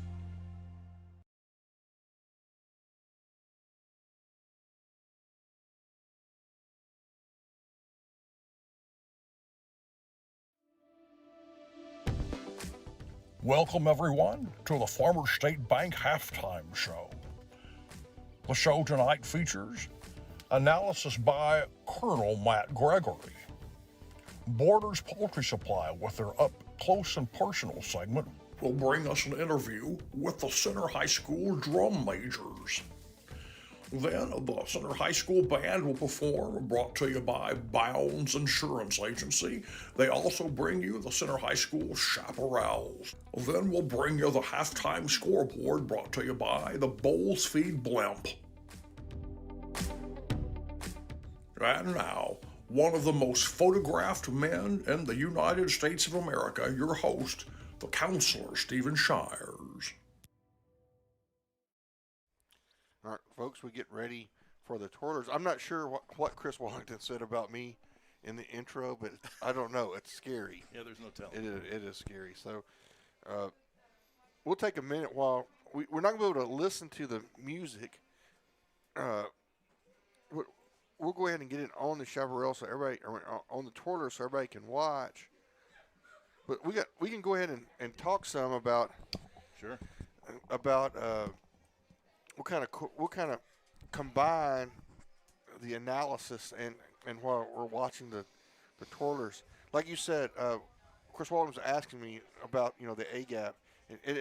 He asked, why is that working? I was like, because we're getting it blocked up right up the middle. Yeah, if you don't allow the defenders to get in it, it's available. So that's what we've been keeping them from having the opportunity to defend it. So it's one thing to block the guy, but it's even better when you can trash up the pursuit of the linebackers, which I think we've done. Yeah, if you can really make those guys bubble and cut off their pursuit lanes and scrape lanes, that makes things even better. So Wallington's going to get us a little bit of sound. Gotcha.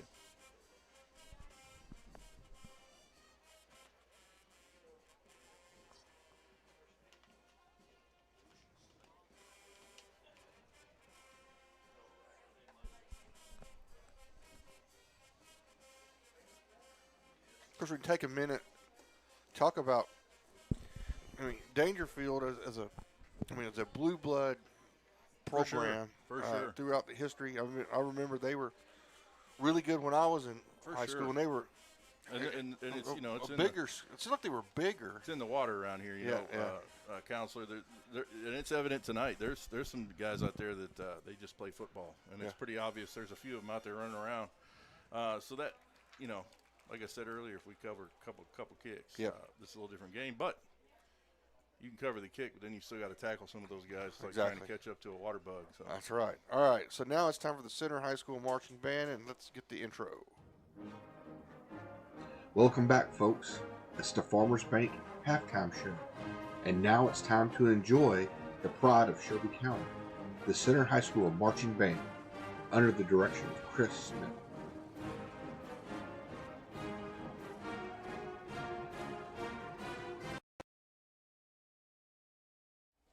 All right, folks, and here is the band.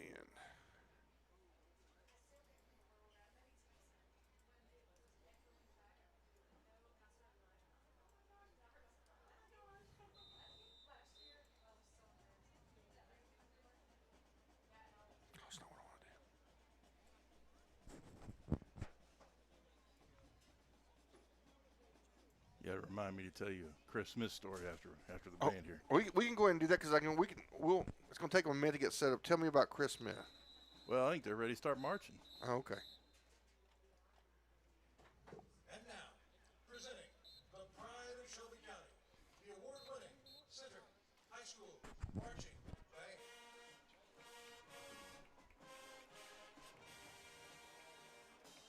It's a great fanfare. For sure.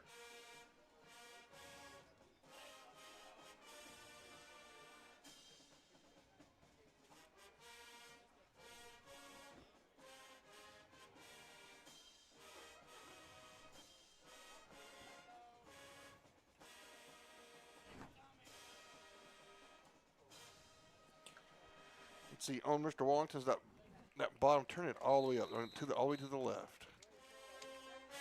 There we go.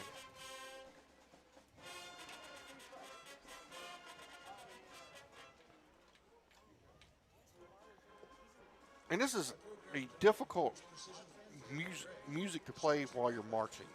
There's a lot of notes in this thing.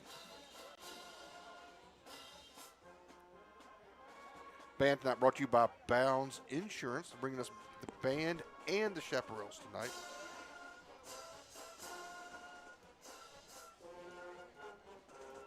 Now we have that advertise with us, and each one of them has their specialty. Bounds Insurance is for your kind of unique needs, right? Corporate performance bonds for it's okay for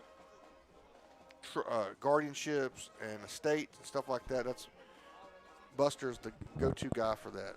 That's just impressive stuff right there to do that. Yep. All those instruments to turn around and nobody runs into each other. Yeah.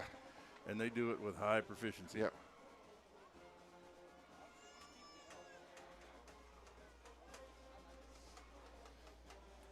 When it's done well, it's fun to watch, man. Oh yeah, oh yeah.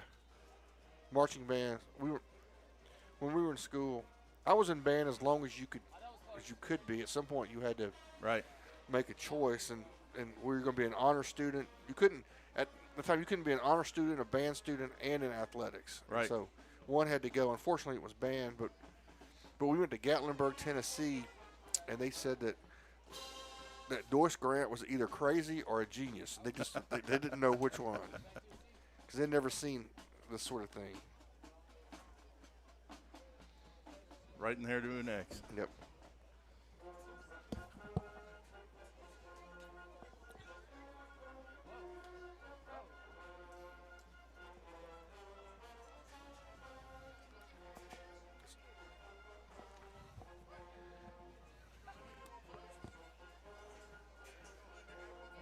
And they make some kind of thing. I don't know what that is. But it's impressive. Yeah.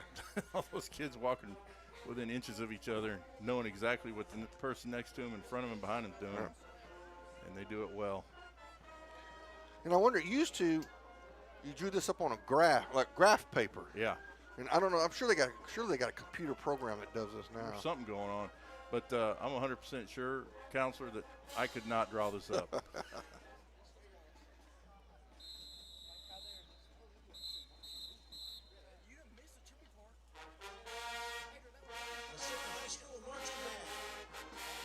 All right, everybody, that's the pride of Shelby County, the Center High School Marching Band. We'll hear from our interlude, and we'll be back with the Chaparrals right after this.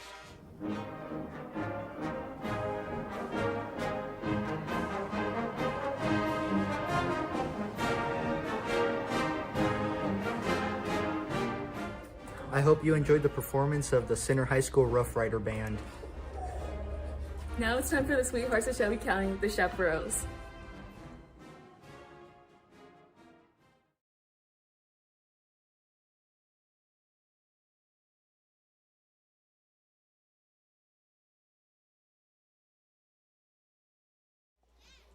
All right, everybody, thank you to Alexandria. She's one of the Chaparral officers. Let's go now to the field and the Center High School Chaparrals. The Chaparral sponsors are Courtney Bauman and Jennifer Fawcett. The Chaparrals are led by senior Laura Ann Skull, senior First Lieutenant Braylon McCaffrey, senior First Lieutenant Giselle Olalde, junior Second Lieutenant Kiera Henson, senior Third Lieutenant Genesis Odom. Sorry about that, folks. We had a slight drop in our broadband access, and I'm not sure why that is, but I know for a few seconds there we were probably not really smooth, but it looks like I say that, and we drop it back down again.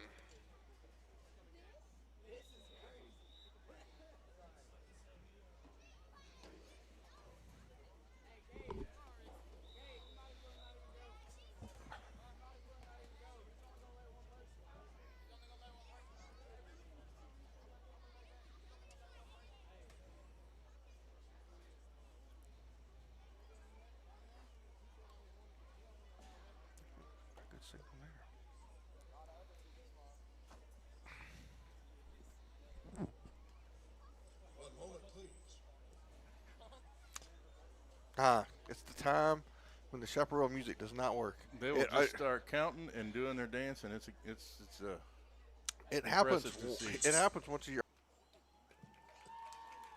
The Center High School Chaparrals.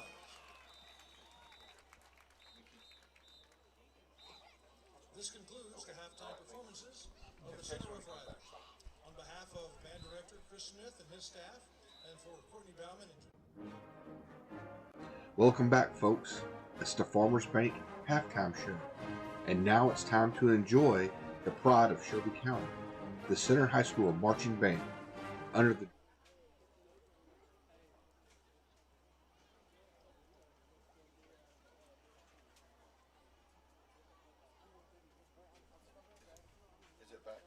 Ladies and gentlemen, please welcome the 2024-25 Daingerfield High School Tiger Bells.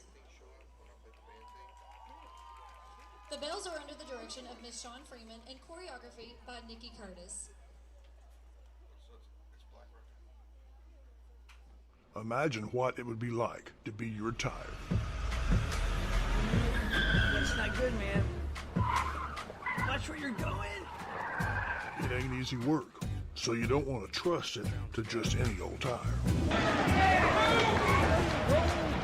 No, you take your car and truck to Center Tire. It's an old tradition with a new chapter under Trey Burns, because being a tire is hard work. Are we there yet?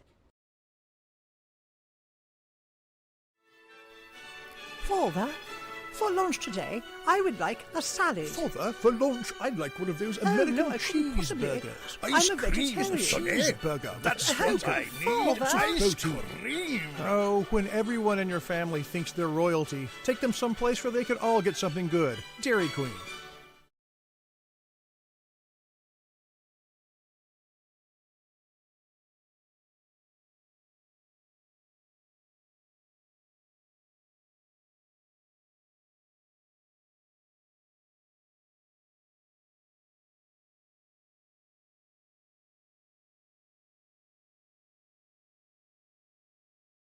Good evening, fans. Welcome here to our Farmer State Bank halftime. And our halftime interview this week is with Miss Stephanie Ellswick. She is the big administrative person there for Happy Tales Adoption Center. And Miss Ellswick, thank you so much for being here. And how you doing? My pleasure. Thank you for asking me to be here. I appreciate it. All right. Well, let's talk a little bit about what the Happy Tales Adoption Center. You and now it's the shelter, but we'll talk a little bit about that later. But how did you and this great group of volunteers finally decide that we need to open up Happy Tales? How did it get started? My husband and I started working on a Happy Tales concept during COVID because we were bored. But we had never lived anywhere where there was never a shelter or something for the animals, and it wasn't here. So we went public with a great group of board members in 23, and we started out with foster parents, pet pantry, spay and neuter is a big deal. So we have spay at Fallbird. So we started off with that, and that was going well.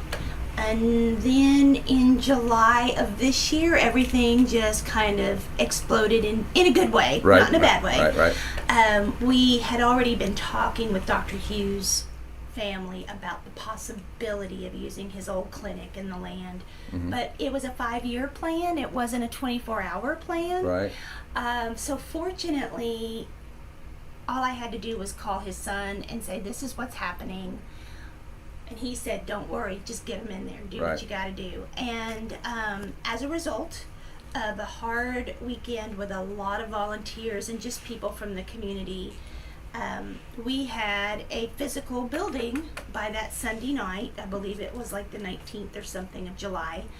And by the grace of God, I had enough classes to know how to sterilize and get ready for the dogs. But it took a lot of people to get that started, including the city manager who bought crates and city councilmen that helped with AC, and just all these people came together. And I think that Happy Tales is a beautiful example of how people do come together for something they care about. Annika Blois is our shelter manager per se. She runs the operations of the building, and so she'll let us know if something's broken, or we talk about what openings we have and all those fun things. So she is over there trying to figure out who goes where, all the four-legged critters. And then Kelsey Hairgrove is our part-time person. And I hesitate to say part-time because she works her bottom off. Right. They both do. For those that haven't been out there, which is probably most of you, people don't realize how physical it is. It's a very physical job taking care of all the animals. Right. Yeah, there is a lot of things out there. So, say someone wanted to be a foster. Is there a process you guys go through to help with that? Because I know that's always desperately needed as well. It is desperately needed, mainly because we foster most of our felines. The shelter that we're in is small, and we have, like today, we have a minimum of 20 dogs. It may be 22. And so you don't want to mix cats in there for safety reasons. But also fosters are very, very helpful regarding small puppies that need a lot more attention than we can give them. It's just that when you have so many other dogs, it's difficult. There is a foster form on happytailstexas.org, and there's a foster form for the person and a foster form for whatever animals they're taking care of. And they just reach me or Annika and talk a little bit more about, okay, what does fostering really mean? I know you got a lot of work going on here, so we're going to wrap up here, but I want to ask you about the adoption event going on tomorrow. It's at Tractor Supply in Center, and you're going to be there 10 to 1, free hot dogs, all kinds of stuff, so lots of dogs available. Lots of dogs. We have lots of dogs and available. Cats. There's some kitty cats too. Kittens and cats. We have the adoption tomorrow is free, so no fees. We also pay for spay and neuter and rabies, so we give them a certificate for that. And again, one of the fun things about our events is it becomes a social, is what it does. You know, it's people start meeting one another and just start talking, and we just sit back and watch, and it's a lot of fun. It really is. 10 to 1 Tractor Supply tomorrow, and Center for the adoption event. So, Ms. Ellsworth, thank you, and for what you and your volunteers and everybody does. We can't thank you enough here in our community. I can guarantee you that. And we hope that we can continue to do more and just continue to make this a great place for everybody here. For sure. Thank you so much. We appreciate it. The second half is on the way on our Farmer State Bank halftime show, rolling on here on NetSN. All right, buddy. That was our. Oop, he's still going, but he's not. Oh, I see. Hold on. That's on here. This has been a cluster, but we all got it all together now. So, all right. So we're going to hear from Borders Poultry, which brings us our up close and personal, which tonight was Larry Pierce sitting down with Miss Ellswick to talk about the Happy Tails and the event that is tomorrow, the adoption event with, I think they said hot dogs and stuff. So go out and join that. We're here from Borders Poultry, and then we'll be what we've all been waiting for, and that's the Colonel, as we talk about the expert and get some expert analysis of what happened, what went right in the first half. So here's Borders. We'll be right back. When you need supplies for your poultry farm, remember Borders Poultry Supply on Highway 87 South here in Center. The folks at Borders Poultry are ready to help you with parts for your brooders, chore time and rock cell feeders, and new drinker systems. Do you need a new incinerator? Are you ready for a new litter barn or compost shed? Do you need some updates on your poultry farm? Call 598-6297. Borders Poultry Supply, builders of quality poultry houses. All right, welcome back. It's the Farmer State Bank halftime show here. Now it's time we go to our East Texas Automotor halftime analysis. We already did some. We already talked about the rider success running right up the middle, right up the A gap. Both Bluford and our fabulous freshman, Villegas, getting it done right up that in the middle there. And I believe that's Jenkins and Calhoun and those guys doing the job up front. Yeah, we're taking care of business in there. Let's talk about. I'll tell you what. Let's look at a couple of highlights here first, and I think most of the highlights are going to be showing that. So here's our first one. All right. Easy. They're going to get to Tim, and he's going to sprint to the corner. He's going to get in. He got in, end around. Of course, that was Tim getting to the outside on the first touchdown. Here's the second one. Third down and 10. There's the handoff up the middle. Oh, nice move. Bluford's going to go in. So who needs a field goal kicker when you can just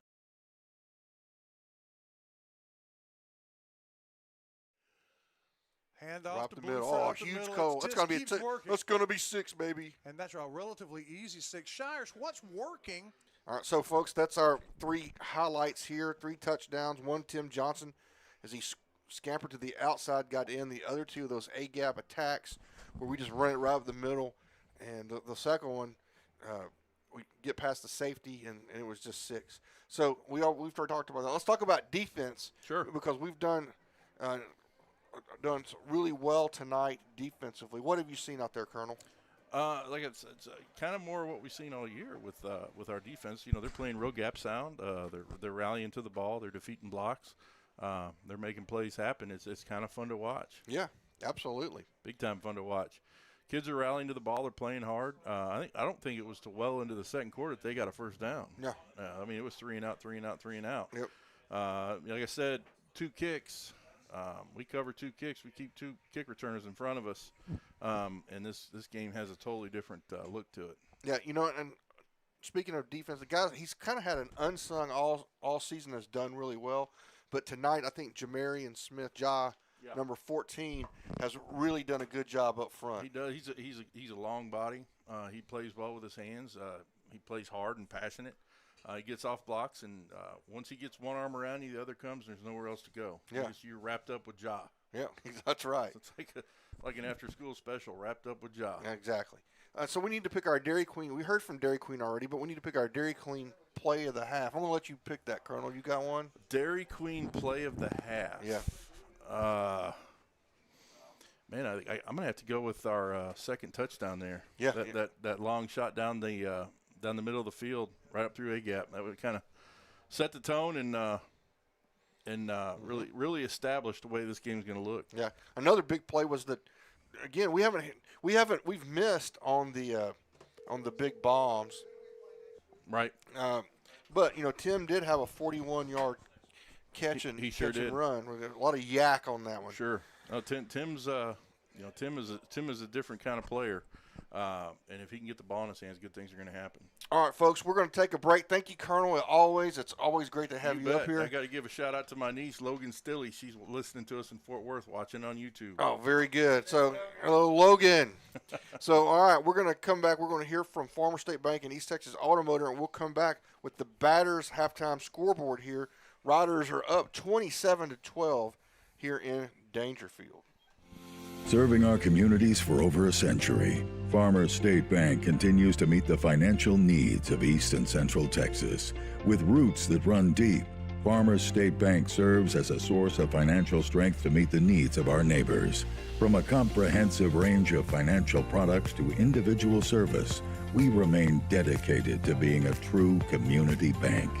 Farmers State Bank, improving lives and fulfilling dreams.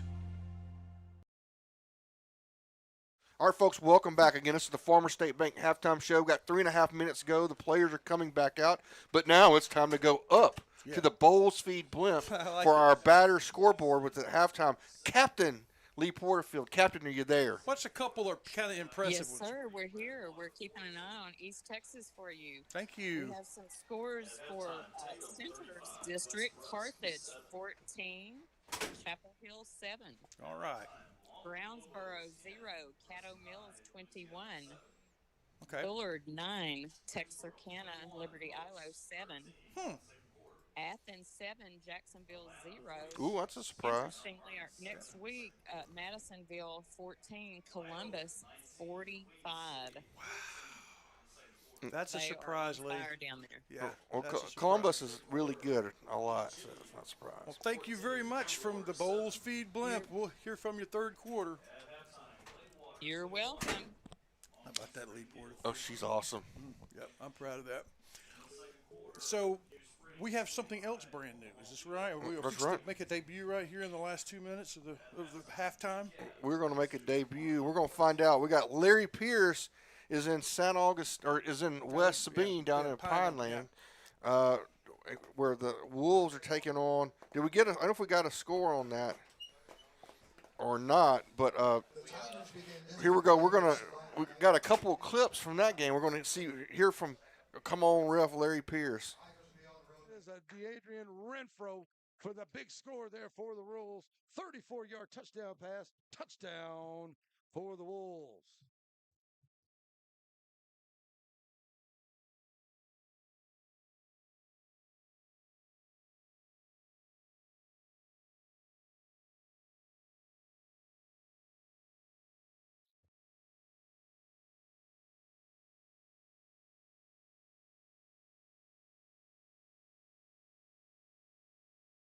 All right. So Larry's clips were not functional. Larry, we'll get here. Come on, ref. Come on, Larry. And so we're going to technology. I'm going to tell him his clips didn't work very well. They were unclipped, but that's okay. St. Augustine is one of the big stories that they were, at least the last we heard, ahead of a team that they were supposed to beat them soundly. So get after it. That's our game of the week. I'll tell you what, we need to close this puppy out. So we're going to hear from Farmer State Bank, which brings us our halftime show, and we'll be right back for the second half kickoff. The rich tradition of Farmer State Bank. In 1904, a handful of investors put up $25,000. From that initial investment, imagine the generations of lives that have been touched by Farmer State Bank.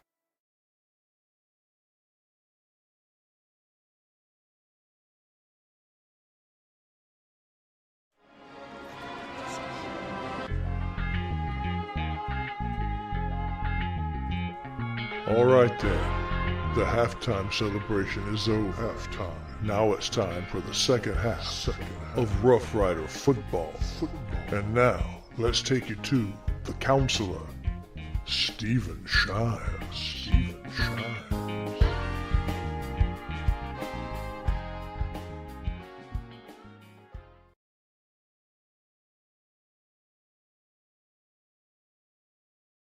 All right, everybody, welcome to the second half as the Riders are going to kick off.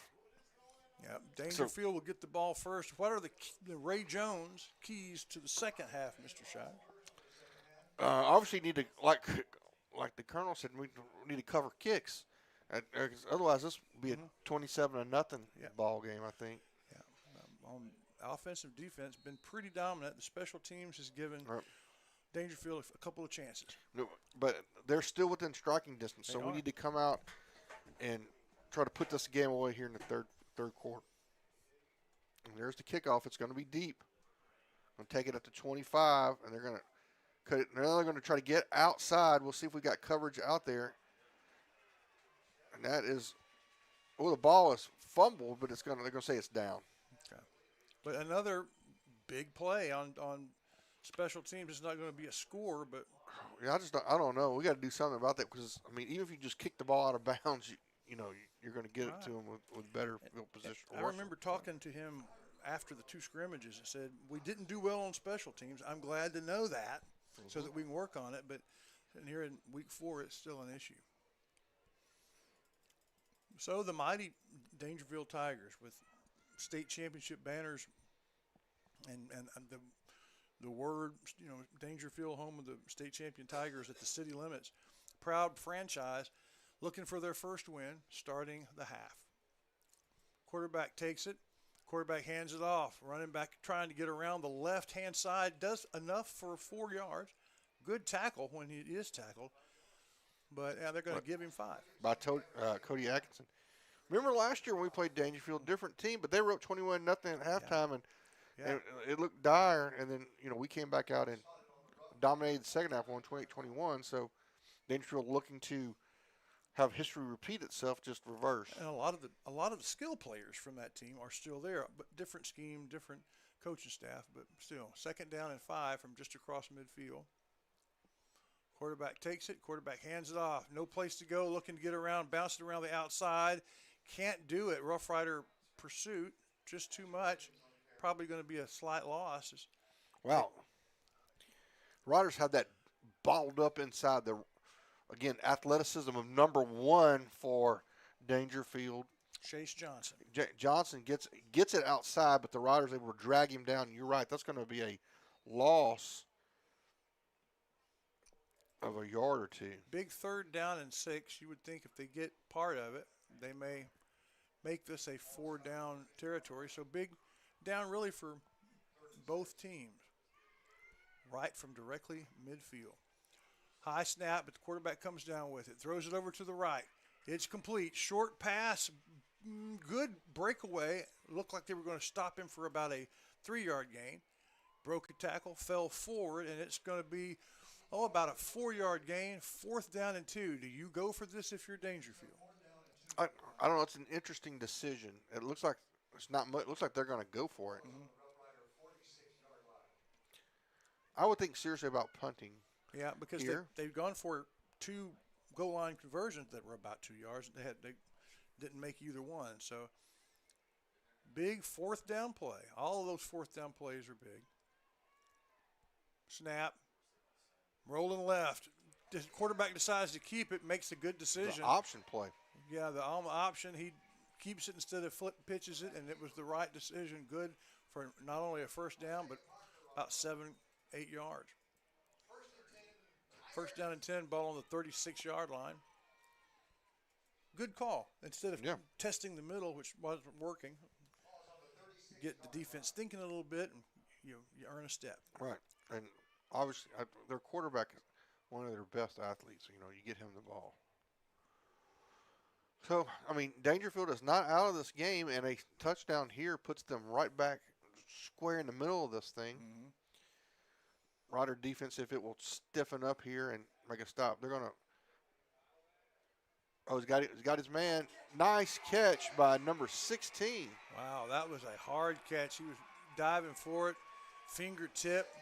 Tipped it to himself. I expected the What's ground. that guy's name? Number 16. We've called him a couple times. Good first name, Sage Blackburn. A Sage catch. Yeah, they're marking it at the 10. I thought he got further than that. So that's going to be 1st and goal from the 10.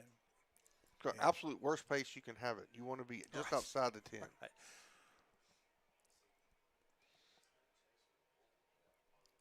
Parker waiting.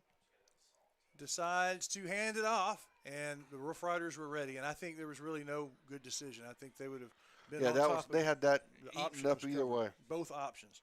So a loss of a couple of feet. 2nd and a little more than 10 to get into the end zone. Center band looked good, and they're such a big band in a place like Daingerfield. It's always fun to be in the press box hearing the hushed whispers. How can they have such a big band? Oh, wow, that's so cool. Always kind of proud to be a part of that. I'm glad we had Luke Combs announcing tonight. I don't know how you get those folks to come do this. Just got to make calls. Here we come. Bam! In the backfield from the blind side, and who was it that made the play? As soon as we turn and see number 10, Caleb Mosley. First time we've called his name tonight, but something we normally do. But he came from a delayed blitz, is going to set up 3rd down and a bunch. It was the right call. The quarterback had no idea. He was the only person in the building surprised when he got sacked. So it's going to be 3rd down and goal from the 21. Mm-hmm. Biggest non-turnover defensive play of the game from either team. See what they're able to dial up if they can get close enough to get any points. Looking to his right. Throws intermediate route, almost caught. Our defender had gone by the play, so if he could have held on to it, he could have turned and made some more yardage. Well, what you do is you get a good chunk of it where you can make a decent, you could either kick a field goal or have a decent close. Are they going to bring out the field goal team here? It looks like it. They've made quite a large change in personnel. Yeah, I'm not sure. If they are going to kick the field goal, the ball will be placed on the 30. That'll be a 40-yard field goal, which by 3A high school standards is a big, beefy kick. They've really not had – they missed an extra point. They would try to kick it. They went for 2. Yet. That's right. Or some kind of – a fake would be a long way to go. The kick is up, and it's got enough distance, and it is get it through there. Good. Well, good for the Tigers is even with the big sack, they're able to get something from that on a 40-yard field goal, making the score 27 for the Rough Riders, 15 for the Tigers. We'll be back from Daingerfield after this. You know that Ace Hardware of East Texas is all the hardware you need, but there's a lot of other things they have too. Fun things for your camping trips. Fun things to wear when you go outside. For the 4th of July barbecue, to the housewarming in the fall, to your Christmas shopping and clothes for all year long, it's Ace Hardware, the helpful place of East Texas. So, Billy Don, tell us about Brookshire Brothers. Well, they got just about everything. Got good produce section, a fine meat market, and oh, that chicken. Winner, chicken dinner. And the pharmacist is great, and the people there make it worthwhile. They always got specials if you pay attention. And that manager, he's a nice fella. And the thing is, you can shop at Brookshire's day or night. A lot more night after daylight savings. Brookshire Brothers Center. All right, welcome back to Shelby Savings Bank kickoff. Riders still lead 27-15. I have a theoretical football question for you. High school football is so much based on momentum. Tell me about the momentum for the Tiger team just then. They don't get the touchdown. They get a big sack, but they get the field goal. How much momentum does that give? It was like a yo-yo momentum. It's like we're going to score a touchdown. We got sacked. It's 3rd and 21. Fourth down, we didn't. We didn't get anything. And then we make a field goal and get some points. So, I mean, anytime you get points, it's like what Coach Parcells said. Any possession that ends in a kick is good. That's true. Not a punt, a kick. No, a punt would be a kick. He considered a punt to be okay. Oh, okay. Anything but a turnover. There's going to be a return for the Riders. And looks like there's going to be a block in the back foul at about the 20-yard line. The run didn't go much further. So, again. The Riders going to start, inside the 20, probably about the 16, 17-yard line. Defense special teams hasn't worked well. And we've had now a second flag on a return. And one of those flags took back a long Tim Johnson return. So special teams been an issue, an area of concern. Have a break on the field that gives me a chance to say thank you to our friends at, really our one big friend at On the Square. What have you bought from Mooney's Emporium or in the last little while, or what do you plan to buy? I've got, in my cabinet, okay. I've got some cheese ball mix, some jalapeno. So you take some any kind of cheese you want, like a cream cheese. You put that, you mix that stuff in there, and you roll it up, and then you put it in the refrigerator for a little bit, and it comes out. It's really good. Well, sounds good. And I've still got a couple of jellies that I've purchased. Oh, we've been putting the hot honey. That you can get there. Okay. You put that, and I've got some cinnamon honey that you can put on your biscuit. Yeah, it's really good. That's good. Sounds good. And I so rarely do those kind of things. My last purchase was while I was going to a summer camp. I got her to make the shirts, two shirts. Yeah, one that said "My Camp Shirt," and the 9-year-olds thought that was cute. And the next day, I got the other one I got made, "My Other Camp Shirt," and they thought that was really good. Yeah. Got that custom made. Yeah, we're gonna get some new Wallington Pierce production shirts for us, but then we're gonna have them be able to be available to the public to go buy if you want to win them cool shirts. You go to our website. You go to it's even worse. Than it must be a 15-yard penalty, so the Riders gonna get it just outside the 5. Worst starting field position of the day, I think, really by either team. Now, if you're Daingerfield, you really got to take advantage of this opportunity, right? You got to your chance. Try to get back into this game. They are only 12 points behind. It's a 2-score game now.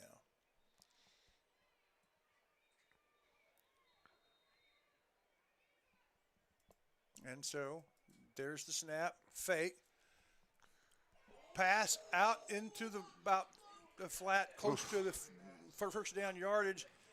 It dropped, right? Well, not just dropped. It went through our hands, and it could have been intercepted for the second time. That was a disaster. Had disaster written all over it. Get the picture a little closer for you. This time they do hand it off. He gets past the first line, makes a couple of moves. Blueford gets across the 5. Well, they was already across the 5, close to the 10. Picks up 4 yards, but 3rd down and a big 6. Ball's on the 10. They've got to get, let's make it 7. They got to get to the 17-yard line. Already ready to go. And looking downfield. Throws it downfield. Has him, and for the 3rd time today, a wide open receiver. I think it was that Johnson or was that number 5? That looks, I keep thinking it's number 5, but our number, yes, number 5. That was Ratcliffe, and he was open. He was open. He was also our neutral zone interview in our pregame show today. But he's missed three different receivers, one of them number 5, that were open on streaks just by overthrowing them ever so much. Punter in the end zone. Tigers got what they needed. There's the punt. Short, awkward. It's going to end up working okay. Probably about the 37. Mm-hmm. Close to the 40-yard line. It didn't really make it to the returners, so they just got out of the way. And that's the way it looks with the Tigers with excellent field position. It was a 15-point game at halftime. Tigers drove down. Almost looked like they were going to score a touchdown. Big sack. Pushed them back from Caleb Mosley, but they got the field goal anyway. Center on their first possession, 3 and out. It's a 12-point game. Oh, the Riders need to wake up. I mean, they can draw within a score and make this interesting, which is not what Coach Meeks wanted to have happen. No, nay. And just like you said, this is what we did to the Tigers after a halftime lead last year. Flag on the play. Yeah, we were down 21 points, ended up winning that game at home. So hopefully the roles are not reversed here. It's going to be a penalty false start on the Tigers. There's been a lot of that going around. Little false starts here and there, both sides. Yeah. Having trouble staying home. All right, 1st and 15 here. A little bit of help for the Rough Rider defense that looked so good in the first half. Still haven't given up a touchdown on defense. Oh, nice play by Jamarian Smith. Jamarian, maybe I'm nominating him for player of the game. Right now, he is a leading candidate for our Center Motor Company player of the game. He's just been a disruptor on the defensive side. He almost snatched that one out of the air. If he snatched it, he'd be my player of the game. Yeah. And now he's just a candidate. And it's election season.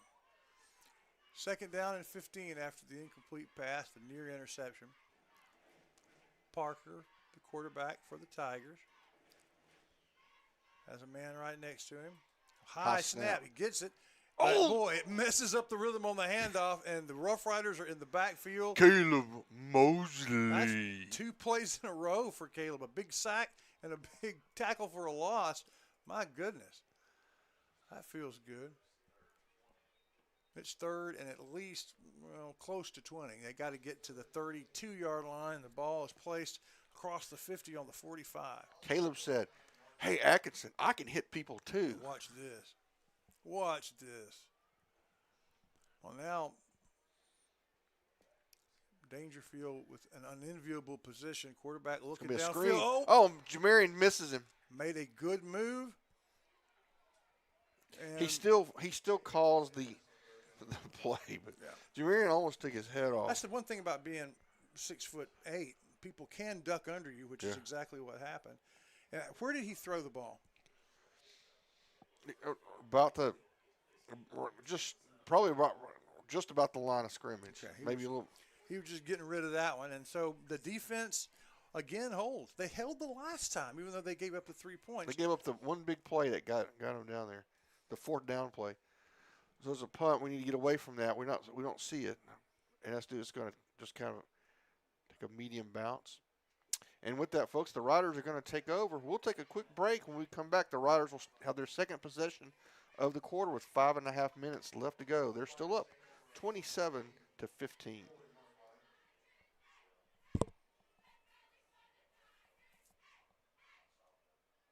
Sandy Cox is a good State Farm agent. Just ask Drake. He knows. State Farm agents in general are pretty cool, but Sandy Cox has the answers to your questions.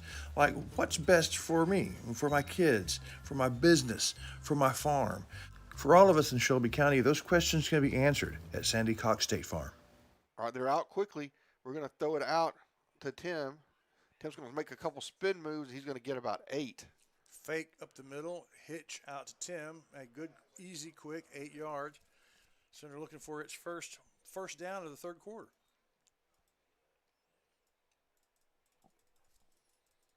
Bellin, Bluford through the middle of the line, squirts out on the other side, gets past the 40, the 45. He's dragging people. Oh, he's across not down midfield. yet. He's dragging an entire curtain of blue jerseys across the 40, across the 35. That was fun to watch. That looks like something from a science fiction movie. Yeah. The big hero carrying all the bad guys on his back. That's something else. That is definitely a major. Ray Jones, Chevrolet, first down. Wow. I thought he might break out of that one for a second. My favorite run of the day, to be sure. All right, Riders gaining back control of this ball game with controlling the line of scrimmage. There's a huge hole again, right up like the Colonel said, right in that A gap. Just as right in the side. We got big number 79, Ja'Cory Smith, just pancaked somebody. We're going to start by district. We're going to have the pancake. The lineman's going to win pancake breakfast. Okay. And I tell you what, if we had it going tonight, number 79, Ja'Cory would have just gotten it because he just flattened somebody. The pancake breakfast. Second down and a big 3. We're going to hand it up. We're going to stutter step. Blueford doesn't really get started, but he didn't need much, and he's going to be right at the first down marker. Yeah, and I'm going to say that is good enough for another. Ray Jones, first down. Did you not get it? Did it not pop up? I tried it. Well, that's weird. I tried it 3 times, but I could say it anyway. Ray Jones, first down. There you go. And another handoff. Oh, that makes a man miss in the backfield.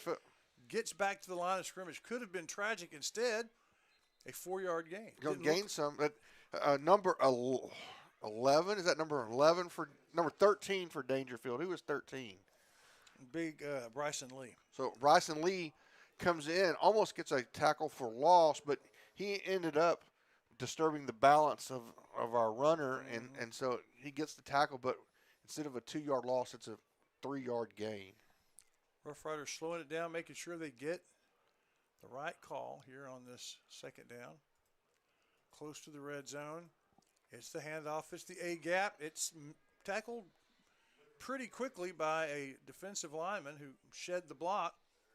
Tackled him right at exactly on the 20-yard line. Are they in the red zone or not? I think that was more off tackle, and they were able to stop it. But I'd continue. They're going to bring number 70 back in. He's a big guy. Look at this guy, y'all. That's who you need in the middle of the line when they're pushing But I around think your guy. we've been able to get some movement on him. So we'll see if we do. We do. He goes to the other side, to the left, finds the hole, gets the first down into the red zone, almost to the 10-yard line, and that is a critical. Ray Jones, first down.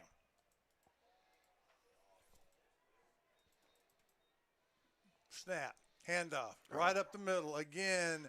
I thought he was going to score on that, but Tiger's able to scrape off a block and make the stop. And a flag on the play. The flag is on the sideline near the 10-yard line, so it was thrown by the side judge or the line judge. Hadn't seen the call yet. I have my camera on the Rob referee, Payne's Mr. Whitehat. Yeah, they're still talking. I think this is the one that didn't call the touchdown a while ago. I don't know. There are folks that say we just missed it. It's got to be must be an offsides on the defense. Oh, okay. So that play didn't happen? Going to set up 1st and 5. Get the down over, 1st and 5. Hand off to Blueford. He hits the line of scrimmage. He's pushing forward and gets good, hard yardage. I think that was our freshman, number 16. Oh, okay. That's number 16, even better. Running hard there. A quick play again, hand off. Already got the first down. Did he get the touchdown? He did. He gets in. All right. This is almost every play. Almost was a run. This is the Rough Riders asserting their will, and we were worried about maybe them Daingerfield getting close. Rough Riders hold, get the ball, and drive a long drive for the score. And now it's a 3-score game. 33 to 15, and I heard someone next to me say, there went the momentum, and that's right. The Rough Riders are able to answer. Kick is up, and it's good. So there you go, ladies and gentlemen. 34 points for the Rough Riders, 15 points for the Tigers, and I thought the body language was like there may have been a flag on the extra point. I see there's something out there. I can't tell if is that a flag on about right there, right in the middle. Okay, now, and the referee says no, it's good. Whatever the flag was, it was picked up. So there you go. We'll be back with more of an exciting game from Daingerfield on NetSN.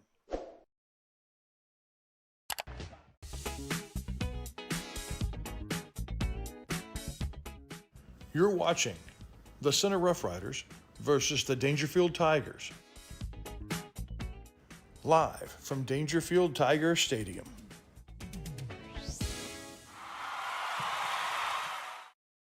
All right, Shelby Savings make kickoff. The flag was not picked up. It was a personal foul on the Tigers, so the Riders are going to kick off from the plus 45. We were talking as we were coming back. I would always onside kick this, and that's what we try to do. And it's anytime you are lining up on the other side of the 50. But you want to get that big bounce, that second big bounce. We didn't get that. But I mean, better kick it deep and have the Tigers, run it back. Yeah, moderately good field position at worst for the defense. So there you go.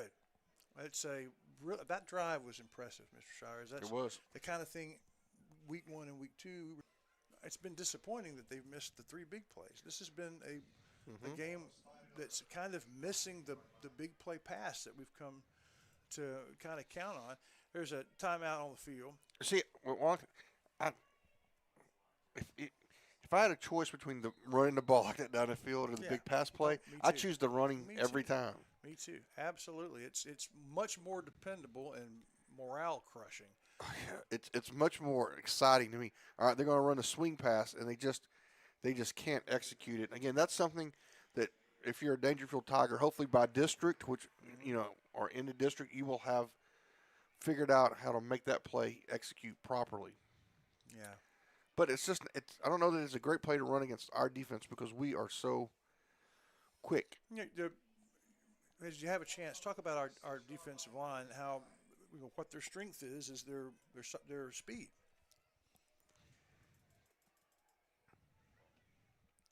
It's 3rd down and long. They need 9. Quarterback Parker rolls to the right, throws the ball. It's incomplete, and even if it had been complete, it would have been about a 2-yard gain. And so the Rough Riders will take over as Daingerfield gets ready to punt. We do not have the prototypical defensive linemen that are, these big, huge guys. They're aggressive, they're smart, and they're fast. When we line up Smith on the outside, he reminds me of that guy from the Raiders. We call him the Stork, Ted Hendricks. Ted Hendricks, right. Riders are coming after this. Yeah, it looks like it. There's the punt. They don't get to it.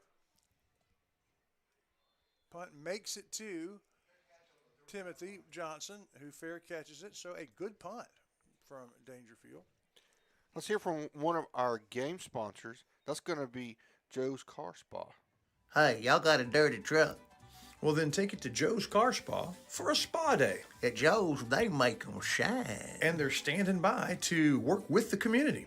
They was elected best of Shelby County this year, and it's called Joe's, but it probably ought to be called Reed since Reed Grant owns it. So, Billy Don, when it's time for your car or truck to have a spa day, where do you take it? I don't know. All right. Here we go. Riders are going to take over 1st and 10 on their 30-yard line. Just under 2 minutes to play. Bellin throws it out. Short pass, but on the run. Receiver catches it in stride. Number 13 on the catch. Kevin Robinson going to pick up 9. Yeah, on that. well, that didn't feel like a near first down, did it? But it was. Oh. The only thing that's going to stop that A-gap run is a false start. A striped defender. Yeah, so 2nd and 1's going to become 2nd and 6. I want to say a big thank you to the Forge, the gym on the square that has made a whole lot of people in Shelby County, help them, get better, get stronger. A better and stronger version of you awaits with work at the Forge. Second down now and 6. The handoff. Bluford breaks a tackle, lowers his shoulder, tries to get to the 40, almost does. He's got it. It should be a first down. Oh, yeah, I see that they are tight roping the 40. We're going to call that a Ray Jones Chevrolet. That's got to be. Oh, Ray Jones first down. Check out the Chevrolets at Ray Jones. Here comes the snap. Another handoff, another run up the middle, another big gain. This one doesn't quite make it to midfield. Stopped short of the first down, but still 7 yards on first down. Take it all night long. That's going to do it, folks. Tell you what, let's start. Let's get the blimp. No, he goes. Well, let's have that liner. I like to watch it. And then We'll do that. We'll go ahead and do that while this is going. We're here from a sponsor, and then we'll get the liner. Might as well hear from Batters himself. Yes, do. Let's do that. Batters Law Firm is proud to be a third-generation law firm serving the injured people of East Texas since 1964. Batters has settled thousands of cases and paid out over $25 million to clients from settlements in the past 2 years. Visit one of their locations for your free, no-appointment consultation and let the Batters team implement their proven approach that incorporates treatment and recovery while maximizing settlements and payouts. Batters Law Firm, serving you in Nacogdoches, Lufkin Center, and Houston. Remember, when it matters, call Batters. 833-BATTERS. 833 BADDERS. Everybody, welcome back. And now it's time to go up to the Bowlesfield Blimp for the third quarter Batters scoreboard. Take it away. Here we go. It's time for some other area scores from the Batters Law Firm third quarter scoreboard, because like your case, your scores matter.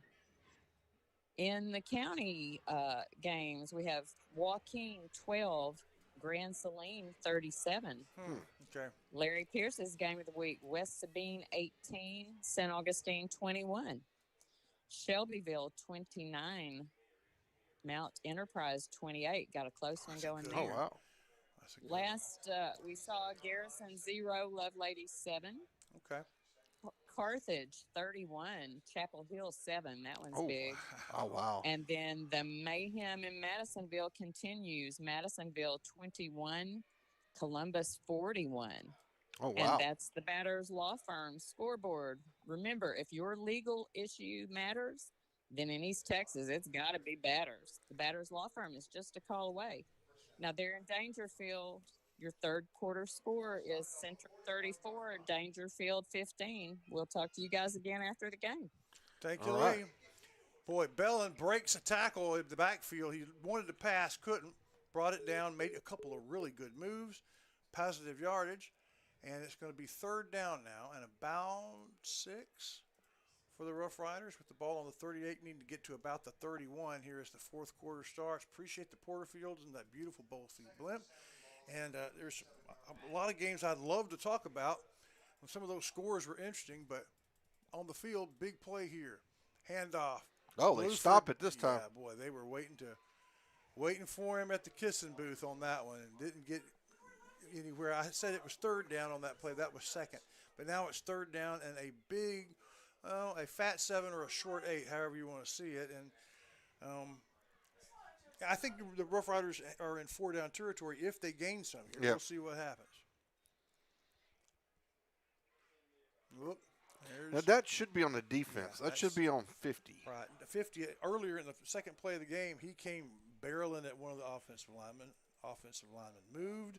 We thought it was going to go against us. It didn't. We'll see what happens this time. 50 definitely came into the neutral zone and caused the movement. I don't know how they're going to see it down there, but that's what I saw up here. Yeah. And maybe he didn't quite get into the neutral zone. We'll see.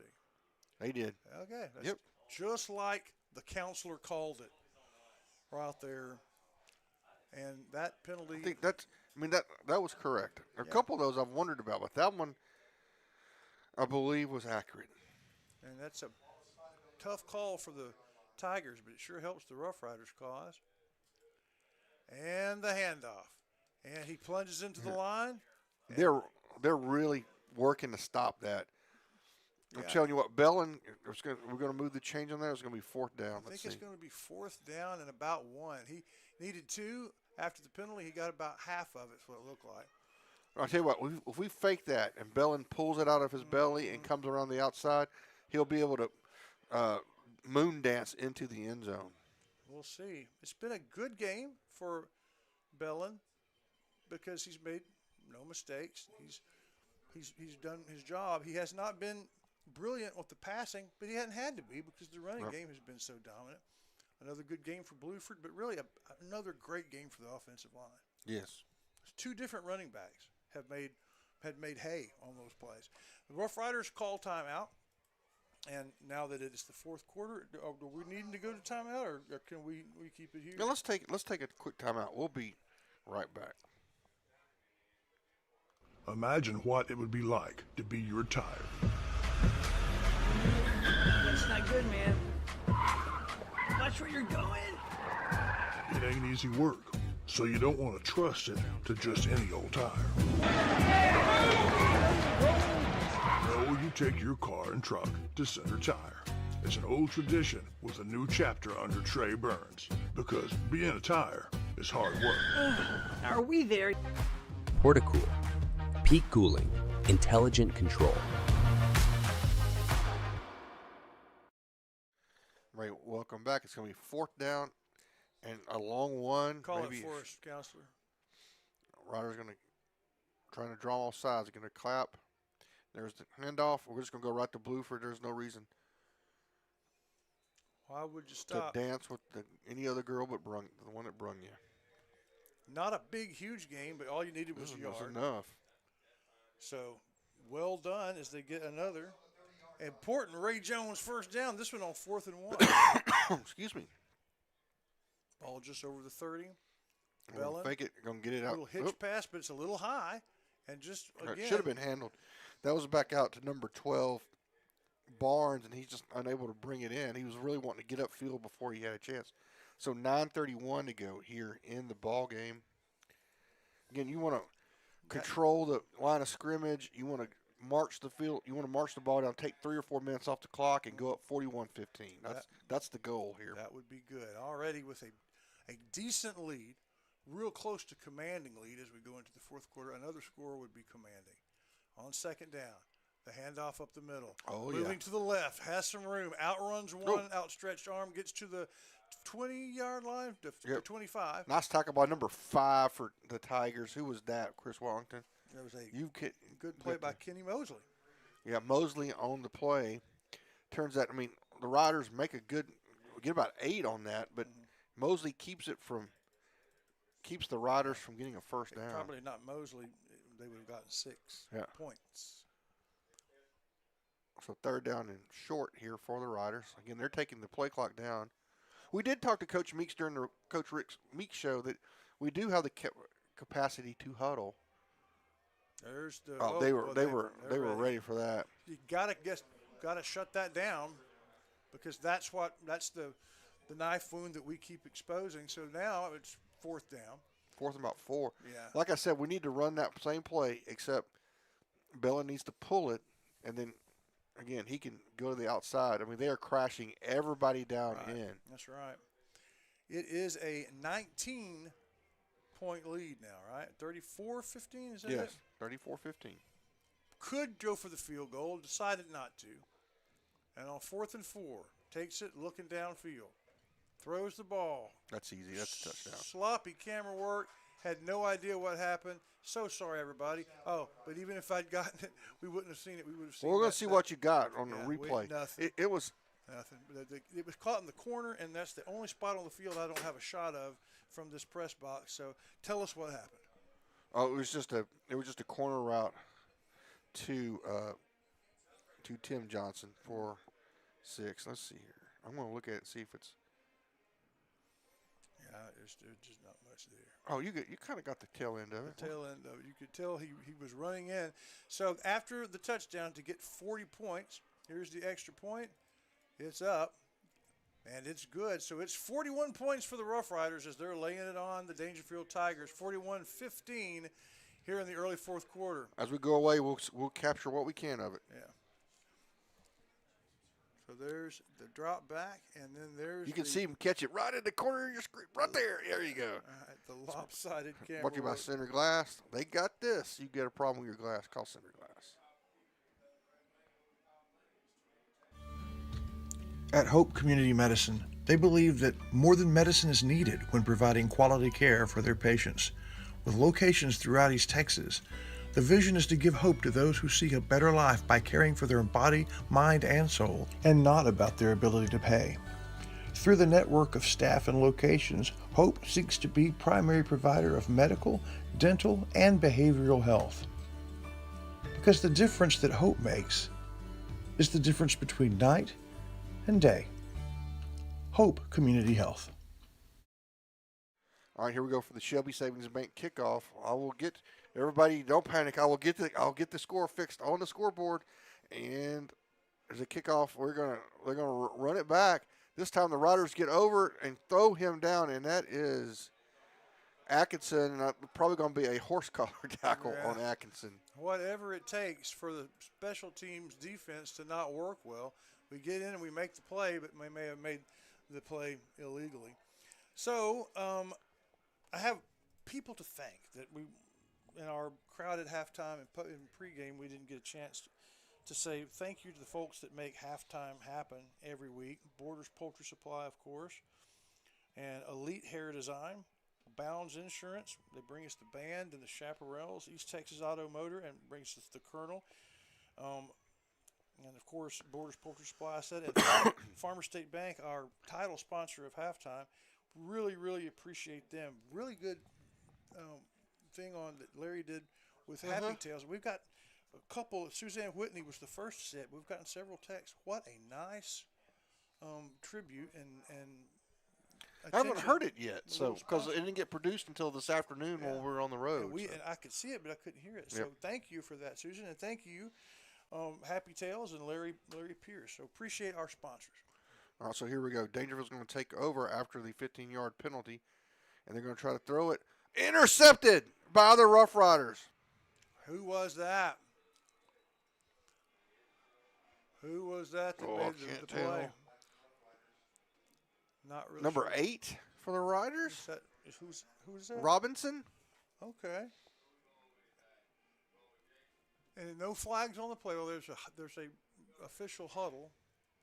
But yeah, that's huge. That's the thump in the head. You know, we're struggling. We have the ball. It's still early in the fourth quarter. Let's pass. Hold on. Let's see what they're still talking. And so Robinson's interception just puts a wet blanket on. Well, hold on just a second. We'll see if it even stands. The officials. Let's see if he's going to make a call here. A sideline warning against the Rough Riders. We have one of those games. I know. Who is our get back guy? I mean, he needs to. Somebody needs to have a talking to with him. So here we go. First down and 10. Riders take over after the interception. Backbreaker. That is the back. You're right. That is the backbreaker. We're going. That's a running back breaker though, as they are no longer fooled by that. Coach, go to something else. They finally stopped it. Yeah, right. Now it's 7 minutes and 40 seconds to go in the fourth quarter, but they finally stopped it. Yeah. Go to something else now. Maybe time. And I'm going to tease him about that on Monday. It doesn't have to be a pass either. Like you said, put it in the gut, let them close the run up, and then let Bellin run it. We lost a 2 there. Oh, I just missed it. You see the moon right there? Yeah, the blimp just went by into that glare. What a great shot. All right, here we go. They're going to hand it off again. I believe that's Vegas is going to, again, they're still crashing down. And got it to the outside of the line. He got to the outside, but we still ran that same play, and we're going to get 2 back. So it's going to make it 3rd and 10. 3rd and 10. Want to keep the clock running. Don't want to have incomplete passes. And in our passing game, we've left some on the ground tonight, but still, short passes may be time for that. I don't know. I think a hitch pass over here to Tim would be what the doctor ordered. It's what Dr. Shires is ordering here. So my prescription is a hitch pass to Johnson. Doctor of Jurisprudence. Here we go. He is back. He's looking. He's scrambling. And no, incomplete. Incomplete pass. I would have just hitched it. Yeah. So it's going to be 4th and 10. We'll probably punt this one away. I would think.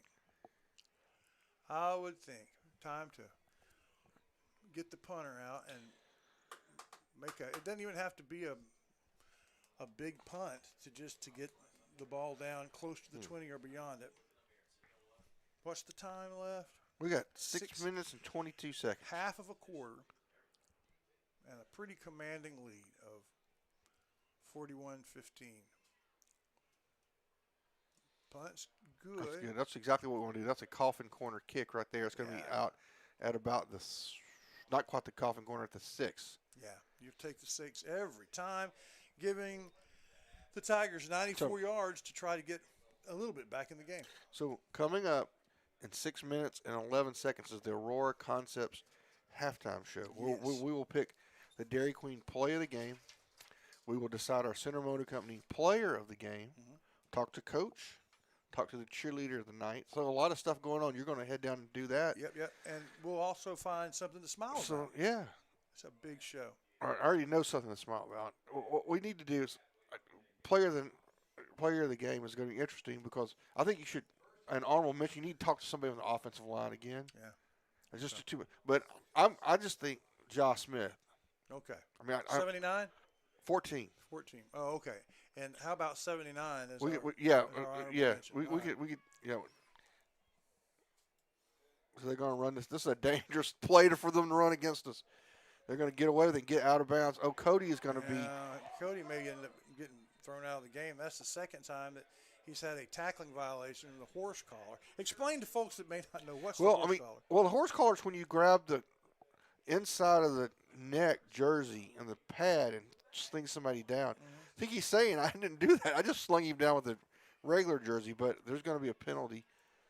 And if I was coach, I'd just go ahead and I'd let him rest for the rest of the game. Come on out. Let's not risk you getting thrown out or twisting something. You know, I agree. So ended up being a big play for the Tigers. I tell you what, that was a brave call to call it swing pass, because you're throwing it, you're catching it in the end zone. Your feet are in the white of the end zone. But it worked out for them. First down now. Looking. Quarterback decides to get keep away. it. Parker's going to get away, and around the 30, gets to the sideline, and away he goes. Makes it to out of bounds after he moves the chains. So another first down on this drive. It's the best they've done since the first drive.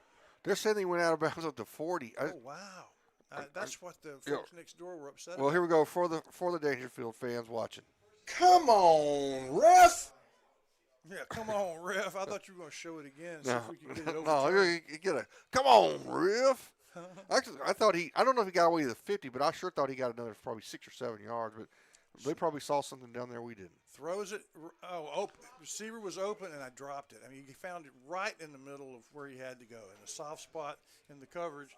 It wouldn't have been a first down, but it would have been close, but he dropped it. All right, so it's going to bring up second down and 10.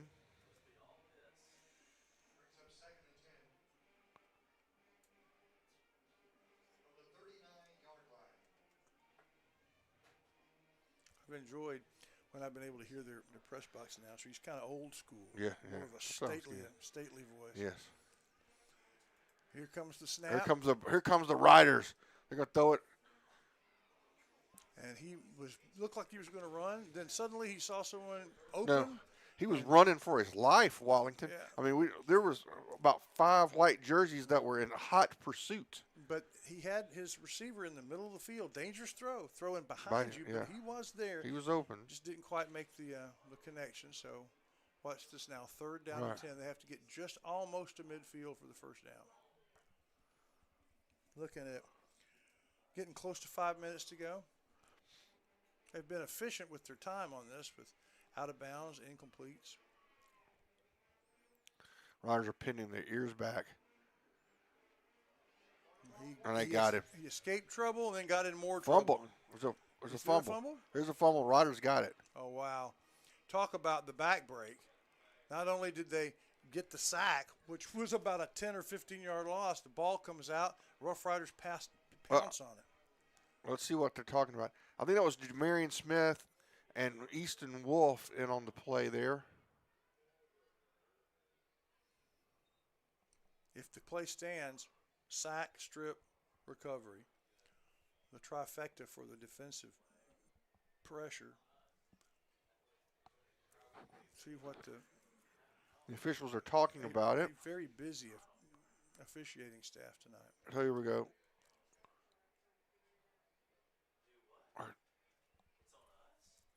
I think it's offsetting. I think there were 2 personal fouls, one on the Rough Riders and one on the Tigers, and they offset. It's hard to tell. He was talking or whatever. No, he was making the referee was trying to do all that motions, but there were people around and he couldn't get it. He doesn't go out there by himself like they do sometimes. So 5:18. I've had the clock running. That's 5:18 to go here in the ball game. Riders take over for the exclamation point drive here. We're going to keep the ball on the ground almost certainly. Most likely. There's the handoff. They do go around the right side, get past the line of scrimmage, into the secondary, get down into the red zone. And that's going to be more than half of what they need for the Ray Jones first down. That's Villegas. I say that exactly half. I think he got 6. I think it's going to be 2nd and 4. We'll take it. Been happy to watch Villegas, man. He's shown out tonight too. He has. I'm sure if you were to meet him in the hallway and say, there's the running back of the future, I'm sure he wouldn't look like the running back of the future, but he sure played like He's one. a little guy. He's short. But, short running backs do well. They tend to. Ask Emmett Smith. There's the handoff again. He bounces nice to run. the right. Oh, man, nice cut. Right move, and he is in the end zone. How about that? The critical move was about 4 or 5 yards into the run where he jigged right. Everybody missed, and then it was just a matter of racing to the goal line. That's pretty good, Villegas. Well done, and that makes it academic from here on out, almost certainly. And again, the Rough Riders were 4-point favorites tonight, and they're going to be winning by a huge margin, which normally means a little bit of respect and love in the polls as they'll get closer to the top 20 spot. Doesn't matter. 2 weeks we got Carthage, or 3 weeks. I think it was a bye before maybe. Right. I'm not sure. Yeah, 2 games from now. They don't. Extra point is good. They don't care. They do not care, and they are putting a whooping on a Chapel Hill team that's in the top 10 of the bigger 4A. Yeah, but that's good. They don't care. It's going to set up. It's going to set up a match. This was going to be good. This is going to be like 07. Yeah, that's right. And I have a thought on that. You ready? Yep. First of all, thank you to Rough Rider Oil and Lube for your friendship of the Rough Rider program. Nathan is a member of the Athletic Boosters. The score is up on the sign. They'll see it when they come home from the north. Hey, before you get, I want to see this. Yeah, I want to see it again. You're going to watch this. Watch this move he makes. He's going to go right here and he go, boop, Bam. cuts it back in. Yeah. That was the move. Made the score. I understand that for the center game in 3 weeks. Now this is coming from Dr. Keith Miller. I saw him at Lions Club, and he said there is a big tailgate for that game, pulling out all the stops, including special guest Tony Dorsett. Oh, really? I'm hoping to get an interview with him if that's true. But why would they do that for little old us? They get the ball at the 30, make a move, Two run nice it moves. laterally. That's like Jim Brown. I mean, he's literally going left and right and left and right. But we're going to stop him at the 40. Tony Dorsett is one of my 3 favorite Cowboys. I hope he's there, but I don't really want him to be there for the Bulldogs. So I'm hoping to preach the gospel of purple to him if I get a chance to do the interview. But anyway, that is coming around the bend, and it's the first time in a long time the Rough Riders have had the superior record. It looks like we'll be 4-0. Bulldogs will be 1-2. Of course, we have in the meantime we have a tough game between that. Our homecoming game is against Madisonville, who were in the top 20, and if we'd played them today, they would have been 6-point favorites. But apparently they're getting drubbed. They're getting drilled by Columbus, and they were picked to. It was a 1-point or 2-point game, and the way it was picked, and then center is wearing out. Oh, nice! Almost intercepted. Number 6. That was well thrown by the quarterback. Number 6 for the Tigers. You got to catch that because he catches that and and he's going to get some additional yardage because he was wide open. Yeah. By the way, I said thank you for his friendship to the program, but also thank you for the excellent work that they do at Rough Rider Oil. That's what to say. Thank you for keeping my car going. That's right. I rolled through there and get my oil changed. Cannot ignore that.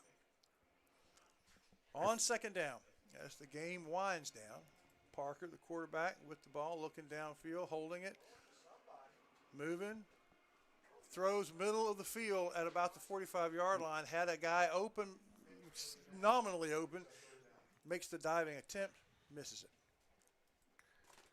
Third down and 10. Now, this is just chaos now, right? I mean, this is street ball because we're either we're set back in coverage. We'll probably sit back in coverage again. And I think Jamarian Smith calls that fumble, that sack fumble. So that's, to me, that seals it. Yeah, that was pretty much the last significant play of the game. The third down snap, looks to his left, throws, caught.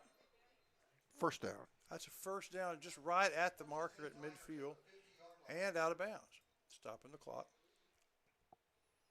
A little bit of life left for the Tiger offense.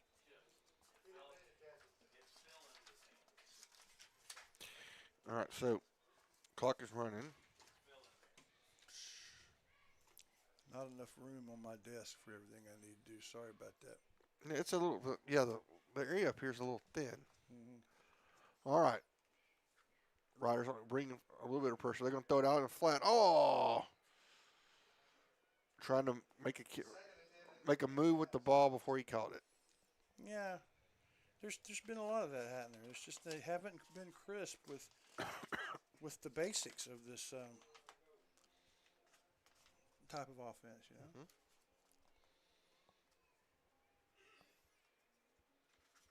With the clock running and with the Rough Riders convincing winners, which it really shouldn't be a surprise since this is a team that hasn't won yet, but it's a team with such great, history and pride.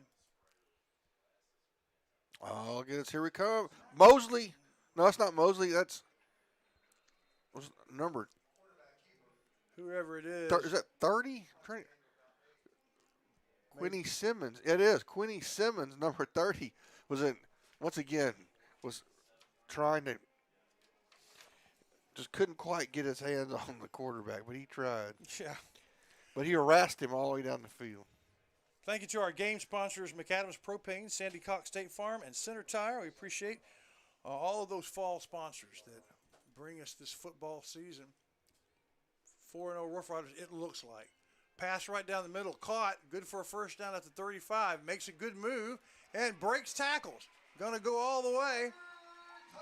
And poor tackling by some of the substitutes on the defense allowed Daingerfield a late touchdown. That's going to give Coach something to talk about. Yeah, they'll get to talk about that. But a lot of those players are, I don't know if they're making their Friday night debuts, but they're not the folks that are normally in there making those tackles. But that's right. It'll give the staff something to talk about for sure. So with 3 minutes, 14 seconds, it becomes 48-21.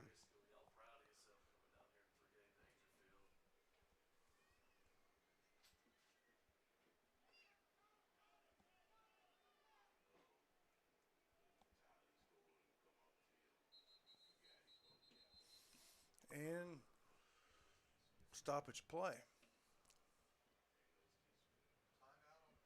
There's a timeout for some reason, so we'll do the same thing. All right, we'll be right back.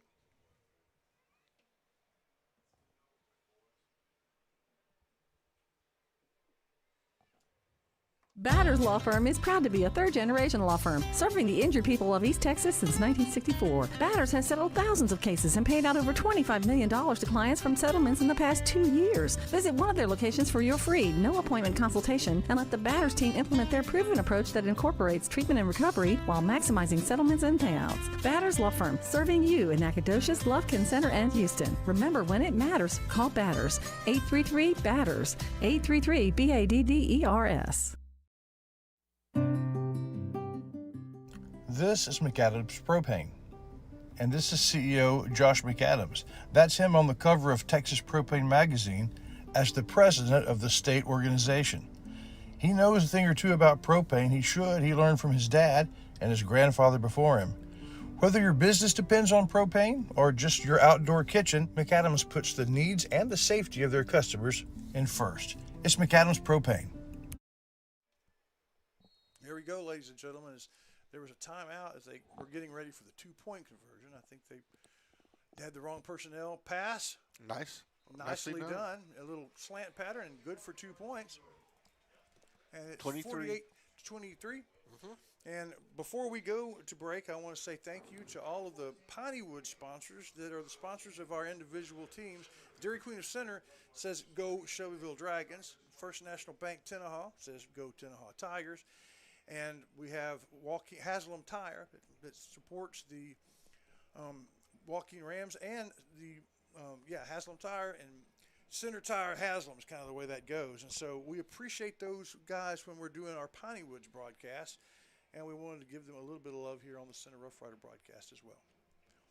The Aurora Concepts postgame show, talked to Trista Britt, our cheerleader of the night, our player of the game, number 14. Number 14. And Tamarian Smith. Honorable mention from 79. Yeah, yes. If he's available and That's right. able. And or somebody from the offensive line, but 79 made that big. I mean, really, it's the guys, it's the center and the guards that, running those plays. But, anybody. Right. And so that'll be good. And then we'll talk. We'll name our Center Motor Company Player of the Game. We'll also our Dairy Queen Player of the Game, something to smile about. And then when everything's over, we'll go back up to the blimp, who is now on its way back to center, as it should be. But they'll give us the Batters Law Firm final scoreboard as we wrap things up tonight. The Porterfields, who by that time should be somewhere, over Marshall or something? Yeah, maybe toward Carthage. I'm not really sure. You don't follow highways from the blimp. Just as the crow flies. I'm not sure where they'll be. All that's coming up because, these post-game shows are fun. When you win and you win big, they're always fun. They might be over Old Center. Okay. Here they come up to the ball. I mean, it's not like they were in Bowles Field because that's not where the secret location is. No. Riders expecting an onside kick, and they kick away. That's dangerous, right? I mean, Ariel, we're going to fall on it. Yeah. Cody Atkinson came over. Yeah, over. You didn't see it on your screen, but he laid waste to somebody Cody, blocking. I've got two personal fouls tonight. I'm going to lay the wood at somebody. 50 yards away from the play, but it was a really good block. 3 minutes and 12 seconds to go. Shires, I'm going to head down at about the 1 minute mark. Okay. See who's in for the Rough Riders and what they choose to do. I suspect we're going to run the football. That would be my guess. Or they got too many men on the field. We're going to run it anyway.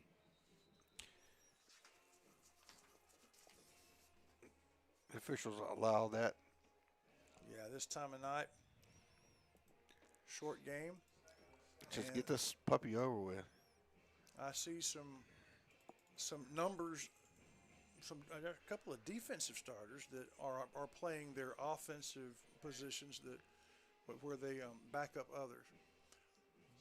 Big fun party over there from the Rough Rider Band and the fans who've enjoyed this one. Nice crowd up from center. Yeah, good crowd. Nice hard run. Yeah, that is. I guess he's gonna get a couple, so it's gonna bring up third and what about two? Probably looks like. Third down and 2 for the Rough Rider offense.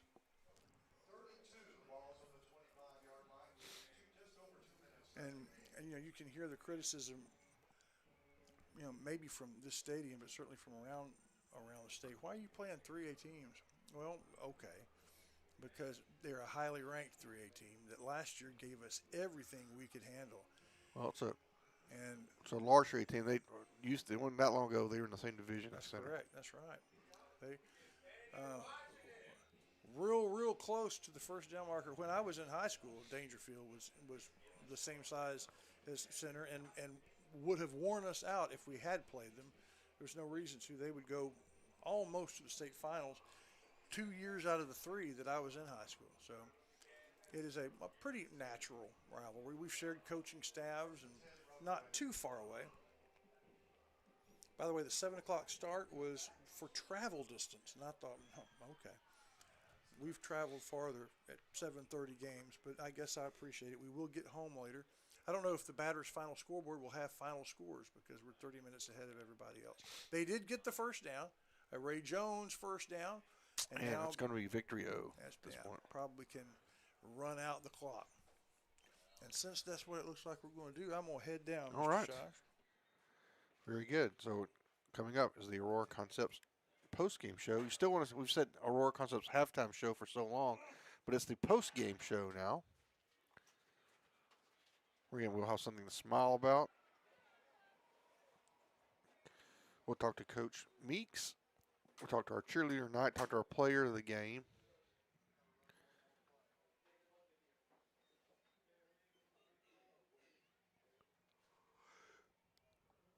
"27 seconds to go here. We will have to snap it one more time, and that's going to do it, folks. Riders going to come away in Daingerfield with a 48-20-23 victory over the Daingerfield Tigers. Coming up here, again, is the Aurora Concepts postgame show, which is going to begin here shortly. And that's it, folks. We'll hear from a couple sponsors. We'll be back for the festivities on the sideline with Chris Wallington. Wiggins Farms. You know, they call them the watermelon family, but the product from their farm when the melon's just a baby, all the way through to the harvest to your table. It's the juiciest, best melons available. Wiggins Farms, hat not included. Batters Law Firm is proud to be a third-generation law firm serving the injured people of East Texas since 1964. Batters has settled thousands of cases and paid out over $25 million to clients from settlements in the past 2 years. Visit one of their locations for your free, no-appointment consultation and let the Batters team implement their proven approach that incorporates treatment and recovery while maximizing settlements and payouts. Batters Law Firm, serving you in Nacogdoches, Lufkin Center, and Houston. Remember, when it matters, call Batters. 833-BATTERS. 833-BADDERS.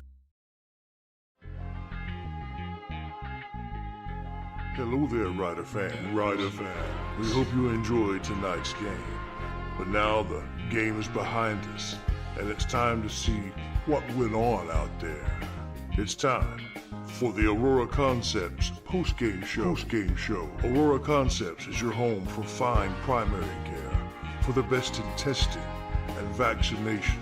Stay well with Aurora Concepts. Let them take care of you.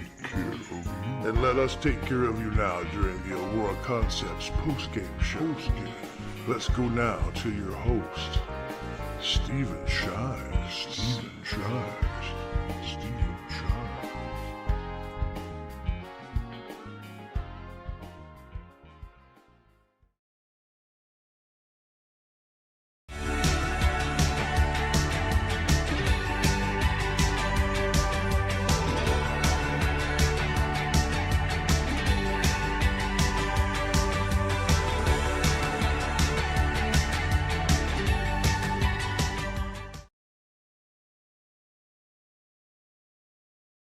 Everybody, welcome back to the Aurora Concepts post-game show.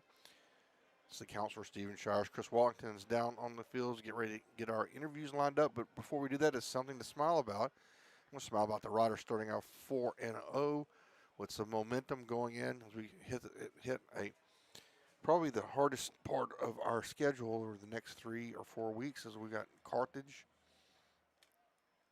looming, which, you know, hopefully we think maybe for the district championship. We play them early. Of course, before that we play Madisonville, which has a a really good football team that sounds like they may be taking a beating, and so they will. That means that they will be not in a pleasant mood come next week. So we're getting everything set up here, and we're going to take a quick break, hear from a couple of sponsors, and then we'll get ready as something to smile about again as the Riders starting off 4-0.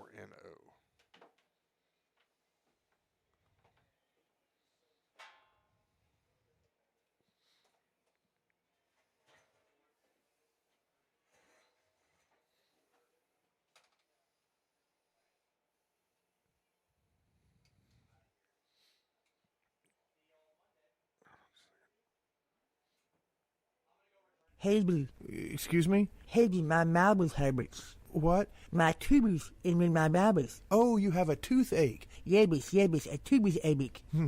Well, you need to take that toothache to Wyndham Family Dental. Clayton Paul, Anna Joy, Danny Paul, they're the best in the business. They'll fix you up. Oh, well, thanks very much.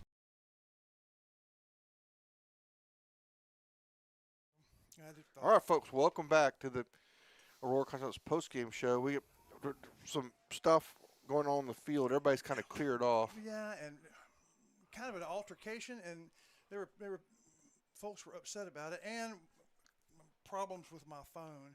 So between the two of those things, instead of just soldiering on, I figured, as much as I love the on-field postgame show, we'll just not do that, and that's a shame. So I really hate that, because that's what makes the postgame show. We'll see if we can't get Jamarian to come to the Rick Meeks show on Monday. We'll make sure that he needs to know at least that he was the player of the game. I don't think he was involved in the altercation.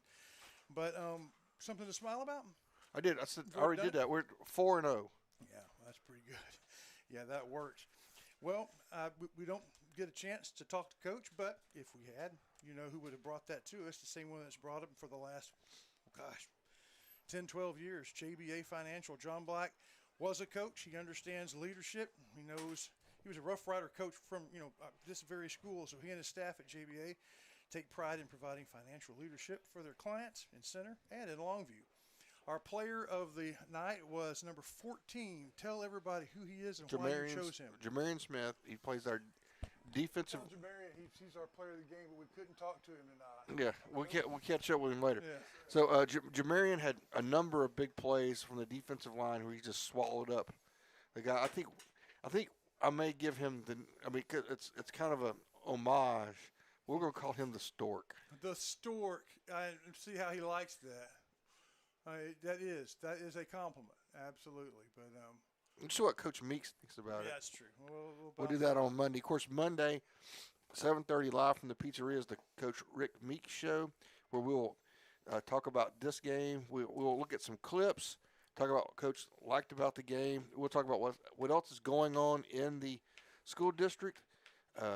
We have a segment where we just talk about something, and then. That can be it. You're right. Or we have, hopefully have a special guest. We had quarterback T.J. Bellin came one time, so we'll maybe get some other special guests in, and then we look ahead to what's going to be a very interesting game against Madisonville for homecoming. Yeah, I think it's an unusual choice. The highest, the team that's held in highest esteem of all them in the whole preseason, that's who we bring in for homecoming. But that's just the way the ball bounced. Tell everybody about number 79, Ja'Cory Smith. Why was he an honorable mention? The offensive line in general, right. and especially the middle of the line with those big run plays. But Ja'Cory just on one particular play had just an absolute splat, just a pancake play. So I'd like to visit with him. He's looks like a character as well. So, and then Trista Britt was a charming interview out there in the 94-degree heat, and while I was sweating and she wasn't sweating at all. We will hopefully get to talk to her some other time, since she did not get her close-up, Mr. DeMille, in the post game, and that's such a fun when they win. You can see that there are still folks as the band leaves, but there are still lots of parents milling about, because even with whatever that altercation was, it's exciting to get the big win. But what we do before we go to all this, we do have the ability, especially if we have a little time now, to go back and look at some of the highlights from the game. Okay. And we're going to do that. Here's our first one. I think this is Tim on the first touchdown of the game. And easy. They're going to get to Tim, and he's going to sprint to the corner. He's going to get in. He got in, end around, and he just outran. So that was Tim on the first touchdown. Got around the end, had the speed to do it. That's right. Here's a second one. And this is going to be, I think the last couple are going to be these big runs that we saw up the middle. Third down and 10.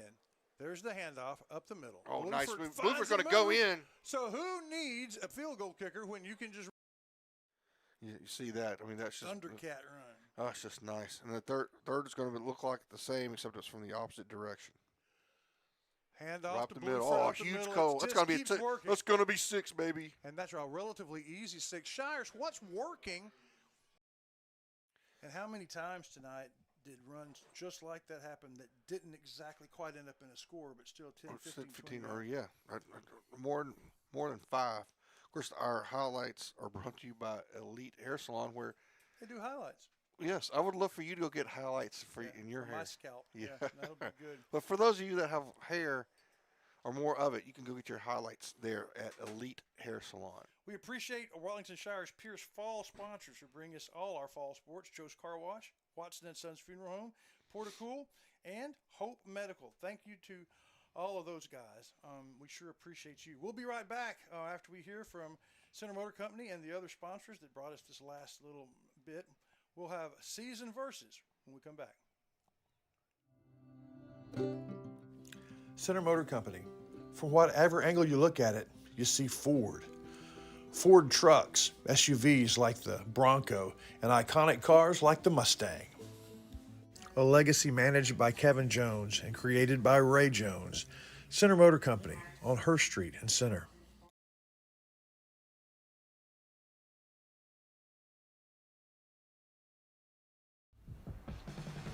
JBA Financial Services brings you Coach Talk, and there's a reason for that. John Black knows that when you're preparing for an important game, you need a plan, and they'd like to be a part of the details, the X's and O's of that plan. He's put together a good team, a coaching staff that would help you and your family get where they want to go. At JBA Financial Services, they're working to secure your family's future. At Aurora Concepts, our team of doctors and advanced practice providers are highly trained and qualified in family medicine. We strive to provide our patients guidance towards the healthiest lifestyle possible, no matter their age. We offer a full spectrum of family medicine, including scheduled appointments, telehealth services you can do from home, mobile vaccine units, sports physicals, and walk-in visits with no appointment. We accept all major insurances, including Medicaid and Medicare, and we also have the most competitive self-pay rates in the area. For highly trained expert care in East Texas, choose Aurora Concepts. Let us take care of you.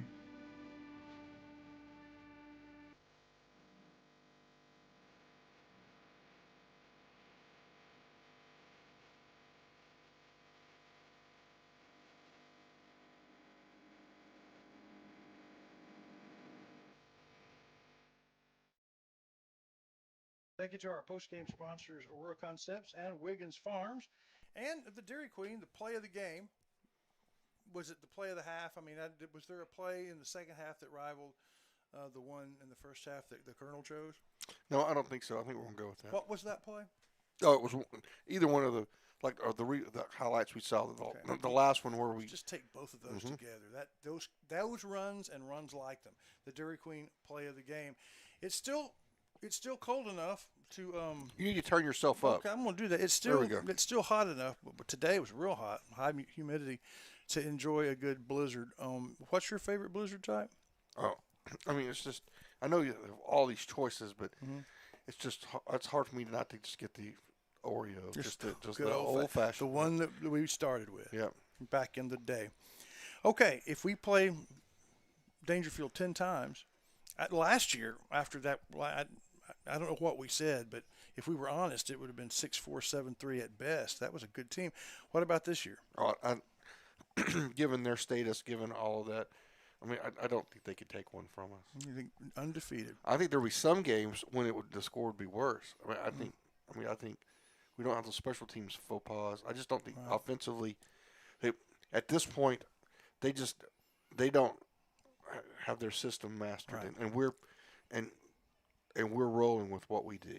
I agree with that. And we didn't. I mean, we weren't hitting on all cylinders on those long passes. I mean, we could have scored. Passing game was another really 3 not touchdowns. Right, but not in sync, and still a pretty considerable win. What was the final again?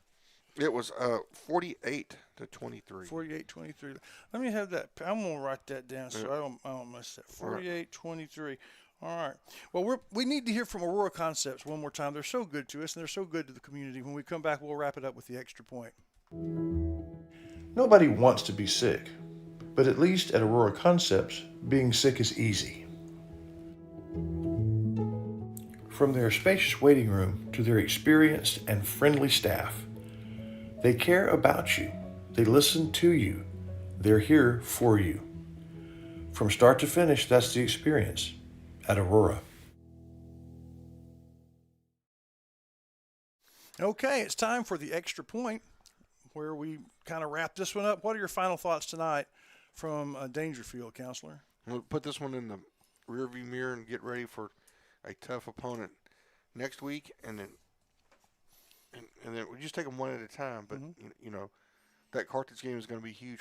Win, lose, or draw with Madisonville, that Carthage game is going to be huge because that's going to be. I mean, I think, you know, wow, what a statement Carthage made tonight. Apparently, yeah, against Chapel Hill. Assuming Chapel Hill was at full strength, that's a big win. Yeah, but I mean, it's still going to be. I mean, that's could very well be for the district championship. I mean, you never know. Who knows? You never know. I mean, other teams can sneak up on you, but it seems like that, and then and then perhaps Athens. But we want to bring home the district championship, and we have a chance to do that. And then just because you want the trophy in the case, but on top of that, you want to.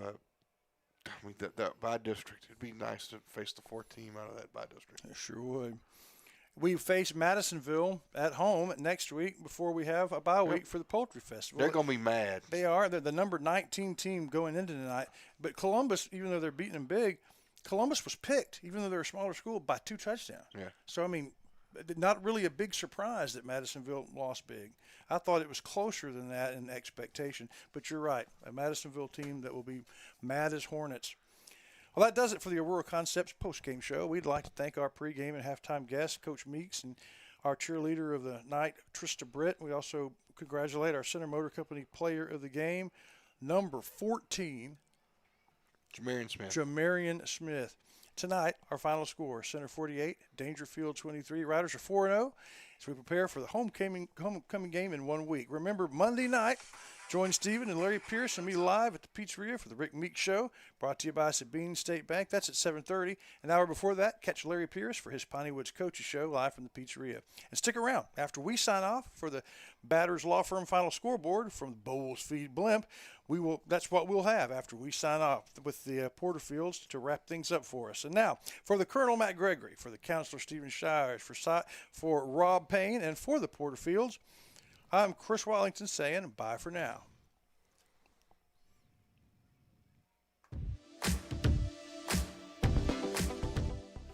We thank you for watching the Aurora Concepts postgame show. We have a big thanks to our postgame sponsors, Dairy Queen, Wyndham Family Dental, Wiggins Family Farms, Center Motor Company, JBA Financial, and Tammy Steptoe Realty. And of course, Aurora Concepts, who says, let us take care of you. Stay tuned for the Batters Law Firm final scoreboard live from the Bowles Feed Blimp. We'll see you next week. Until then, it's first down and 7 days to go.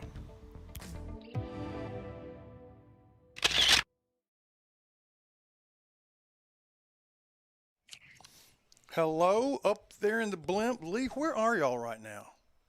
Hey, we are wafting over beautiful East Texas. The moon is so pretty. It is pretty. Perfect night for football. Let's go over our batters' final scoreboard. In the 4th, Joaquin 19, Grand Saline 51.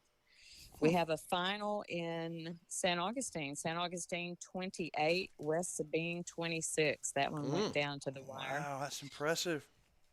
Another one, a final, Shelbyville 35, Mount Enterprise 36. Ooh, Shelby was going to drop a close one. There.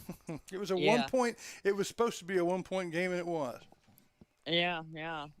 Garrison 7, Lovelady 14. In Center's district, Carthage 45, Chapel Hill 7. That's surprising. Yeah, Brownsboro 6, Caddo Mills 42. Bullard 16, Liberty Ilo 27. There's a final in Athens 31, Jacksonville 0. Okay, they got on fire all right. Yeah, Russ 7, Troop 10. The Madness in Madisonville, they're still in the fourth quarter. Madisonville, our next opponent, Columbus 55, Madisonville 35. Okay. So some good games going tonight. So many thanks to the Batters Law Firm for our scoreboard updates tonight and throughout the season. Remember, if your case matters, it's got to be Batters. And special thanks to the Bowles Feed Blimp. This has just been delightful. They make our aerial coverage possible. And, of course, we all know Bowles is our local source for anything and everything you might need for your farm and ranch or your vegetable garden and flower beds. And you can trust Ken and Cecilia, I sure do, for the products and advice you need. So that wraps up week 4. And from the Bowles Feed Blimp, along with our pilot Clint, I'm Lee Porterfield. Have a great weekend, everyone. Appreciate it, Lee. Wow. It was a lot of fun. Sure was. That's Thanks an a lot, A+, man. Can you believe that's their first time to do that? That was a veteran performance. Wow. We're so lucky. Good night, everybody. We'll see you next week. Batters Law Firm is proud to be a third-generation law firm serving the injured people of East Texas since 1964. Batters has settled thousands of cases and paid out over $25 million to clients from settlements in the past 2 years. Visit one of their locations for your free, no-appointment consultation and let the Batters team implement their proven approach that incorporates treatment and recovery while maximizing settlements and payouts. Batters Law Firm, serving you in Nacogdoches, Lufkin Center, and Houston. Remember, when it matters, call Batters. 833-BATTERS. 833-BADDERS. The proceeding was a presentation of Watlington, Shires, and Pierce Productions. We hope you have an awesome and blessed night. God bless America, God bless our troops, and God bless each and every one of you.